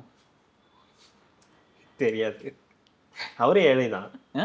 அவரும் ஏழை தான். இல்லைங்க முதலமைச்சருக்கே வந்து இல்ல அதான் அவருக்கு அவருக்கு காசு பணம் கொடுக்குற அளவுக்கு பணக்காரரே தவிர அவர் பெரிய பணக்காரர்லாம் கிடையாது. ரோடு போடுற கான்ட்ராக்ட்லாம் உங்களுக்கு தானே. அதெல்லாம் இருக்கலாம், அதுக்காக அவர் பணக்காரன்னு சொல்ல முடியாது. ம் இருக்காரு. வருமான வரித்துறை சோதனை நடக்குது, ம் ஏதாவது நடக்குதான்னு பார்ப்போம். அது நடந்தா பேசுவோம். கையால் இப்படி எடுத்தாலே வர ரோடு எல்லாமே நிறைய இருக்குது. அப்போ ரொம்ப ஏழையாக தான் இருப்பாங்க. ஆமா, பின்ன உங்களுக்காக என்ன போட்டு மழை பெஞ்சானா 2 மழை இல்ல எனக்கு புரியல. ரோட்டை வறண்டி அது மேல ஜல்லியை போட்டு அது மேல அதானே உலக வழக்கம். ரோடு ரோலரை போட்டு 10 தடவை அதுக்கப்புறம் போகணும் வரணும் செய்வாங்க. அதானே இருக்கிற வழக்கம். காலகட்டத்துக்கு உங்களுக்கு 3 நாள் 4 நாள் ரோடு போடுவாங்க. வேலைகள் கெட்டு போகாது. ஒவ்வொரு இடத்துலயும் வேலைகள் கிட்டாதா? அதுக்கு பேப்பர் ரோட் டக்கு டக்குன்னு போட்டு. ஆமா, பேப்பர் ரோஸ்ட் தான். நீங்க உட்காந்து கல் தோசை கேட்டுட்டு இருப்பீங்க, நாங்க ஊத்திக்கிட்டு இருப்போமா? இந்த பேப்பர் ரோஸ்ட் தான் எனக்கு தெரியும். இதுதான் கல் தோசை, பேப்பர் ரோஸ்ட், நெய் ரோஸ்ட் எல்லாமே. அடன்னு கேட்டாலே இதுதான் கொடுப்பேன் நானு. இன்னும் வெங்காயமே இல்ல, ஊத்தாப்பன்னு கேட்டாலே தாண்டா கொடுப்பேன். ஏன்னா வெட்டி போட்டு தின்ற மாதிரி இருக்கு நீங்க சொல்றது. வெங்காயம் எல்லாம் வீட்டுல இருந்து எடுத்துட்டு வரணும். உன்னை யாரா இவ்வளவு பெரிய வண்டி வாங்க சொன்னா? ரோடு டேமேஜ் ஆன அளவுக்கு உன்னை யாரும் வண்டி வாங்க சொன்னா? ரோடு போட்டது தப்பு இல்ல, இவங்க அந்த மாதிரி வண்டி வாங்க. வண்டி வாங்க ஏங்க, வாங்குற வண்டி எல்லாம் பெரிய பெரிய வண்டி, நல்ல பெரிய பெரிய டயர். ம் அது ரோட்ல தான் ரோட்ல ஓட்டுறது. ஏன் அந்த சென்டர் மீடியா மேல போனா உனக்கு ஆகாதா? இல்ல அடுத்த தடவை எல்லாருமே சென்டர் மீட்டிங்ல ஃபாலோ பண்ணணும். கார்த்தி சொல்லிட்டாரு, இனி வண்டியோ காரோ எல்லாம் வாங்க ஓட்டு. இல்ல எல்லாரும் ரோட்ல தான் வண்டி ஓட்டுனா எனக்கு புரிய மாட்டேங்குது. ரோடு தெரியுதுல, ரோடும் தெரியுது, நீங்க இப்ப வந்துருதுன்றீங்க. அப்புறம் என்னதான் பண்றது? எப்படிதான் ரோடு போடுறது? ஓட்டாதீங்க, வீட்டுல இரு. நான் தான் 8000 ரூபாய் கொடுக்குறேன்ல. நடந்து போய் காலில் தைச்சாலுமே ரோட்ல ரோட்டுக்கு போக சொல்லுது. நீ சாணி மிதிச்சிட்டீங்கன்னா போய் சைட்ல போய் கல்லுல போய் சுரண்டிட்டு ரோட்ல வந்து சுரண்டிக்கிட்டு இருக்க. ரோடு டேமேஜ் ஆகுதா இல்லையா? ஓஹோ, நீங்க வாட்டுக்கு வர்றது, ரோட்ல வந்து நிக்கிறது, ரோட்டை பிச்சு பாக்குறது, என்ன நினைச்சுக்கிட்டு இருக்கீங்க? ஊப்பியாக மாறி. ஓ, நாங்கெல்லாம் கோயிலுக்குள்ளார தெரியாம விழுந்த போனுக்கே 10,000 ரூபாய் சார்ஜ் போட்டவங்க. எங்க கிட்ட வந்து ரோடு போட்ட காசு என்ன? அது எங்க இது எல்லாம் தெரிஞ்சுட்டு தானே ஒருத்தன் வெள்ளையரிக்கா நான் வந்து டிரான்ஸ்பரண்டா கொடுக்குறேன்னு சொல்லியிருக்காங்க. நான் விட மாட்டேன், விட மாட்டேன்னு தெரியும். எப்பாடுபட்டாவது அதை நான் தடுத்து நிறுத்திடுவோம். பார்ப்போம், மக்கள் நினைச்சிட்டாங்கன்னா மாற்ற முடியாது. பார்ப்போம் கண்டிப்பாக கார்த்திக், நாளை இந்த பிரச்சாரம் போயிட்டு வந்ததுக்கு அப்புறம் உட்காந்து பேசுவோம். 6:30 ஆயிடுச்சு. 1.5 மணி நேரங்க கதற செய்யறாங்க இன்னைக்கு. 2 நாள் கேப் விட்டதுக்காக. ஆமா, அதெல்லாம் மேட்ச் பண்றதுக்காக தான். அவங்களும் பாவாங்க, 1.5 மணி நேரம் எப்படிங்க பார்ப்பாங்க? அவங்க 3 மணி நேரம் போட்டாலும் பார்ப்பாங்க. என்னங்க ஜனநாயகன் ஜனநாயகனுக்காக தான் இதை பார்ப்பாங்கன்னு சொல்ல வந்தேங்க, வேற ஒன்றும் கிடையாது. போறா